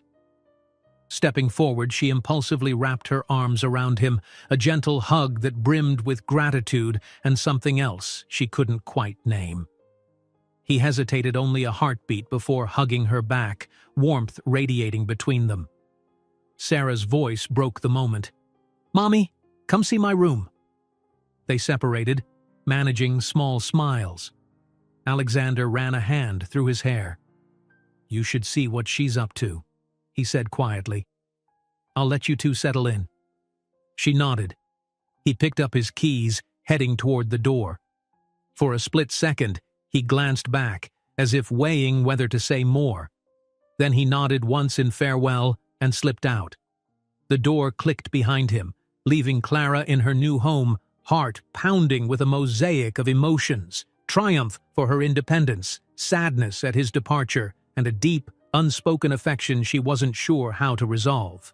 Fighting tears, she forced a bright smile for Sarah, rushing into the child's new room to admire the bare walls and the sunlight streaming through a lone window. "It's ours, baby," she said, ruffling her daughter's hair. "We made it. We have a home." Sarah beamed, twirling in a circle. "We can invite Mr. Alex over to see, right?"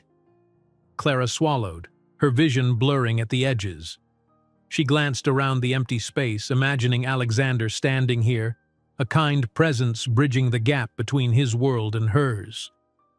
"Yes," she finally said, steadying her voice. "We can invite him any time." And though the path ahead remained full of unknowns, her relationship with Alexander, the slow climb toward true security, Clara felt certain this was the next step she needed to take. She had proven to herself that she could shape a future for her daughter, built on honest work, resilience, and a belief in second chances. For now, that was enough. Tomorrow might bring deeper truths, or perhaps a blossoming love neither she nor Alexander had dared to fully name.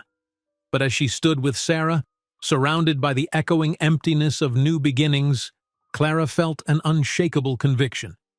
Wherever life led them next, hope would guide the way. If you enjoyed this story, don't miss the next one. Just click on the screen.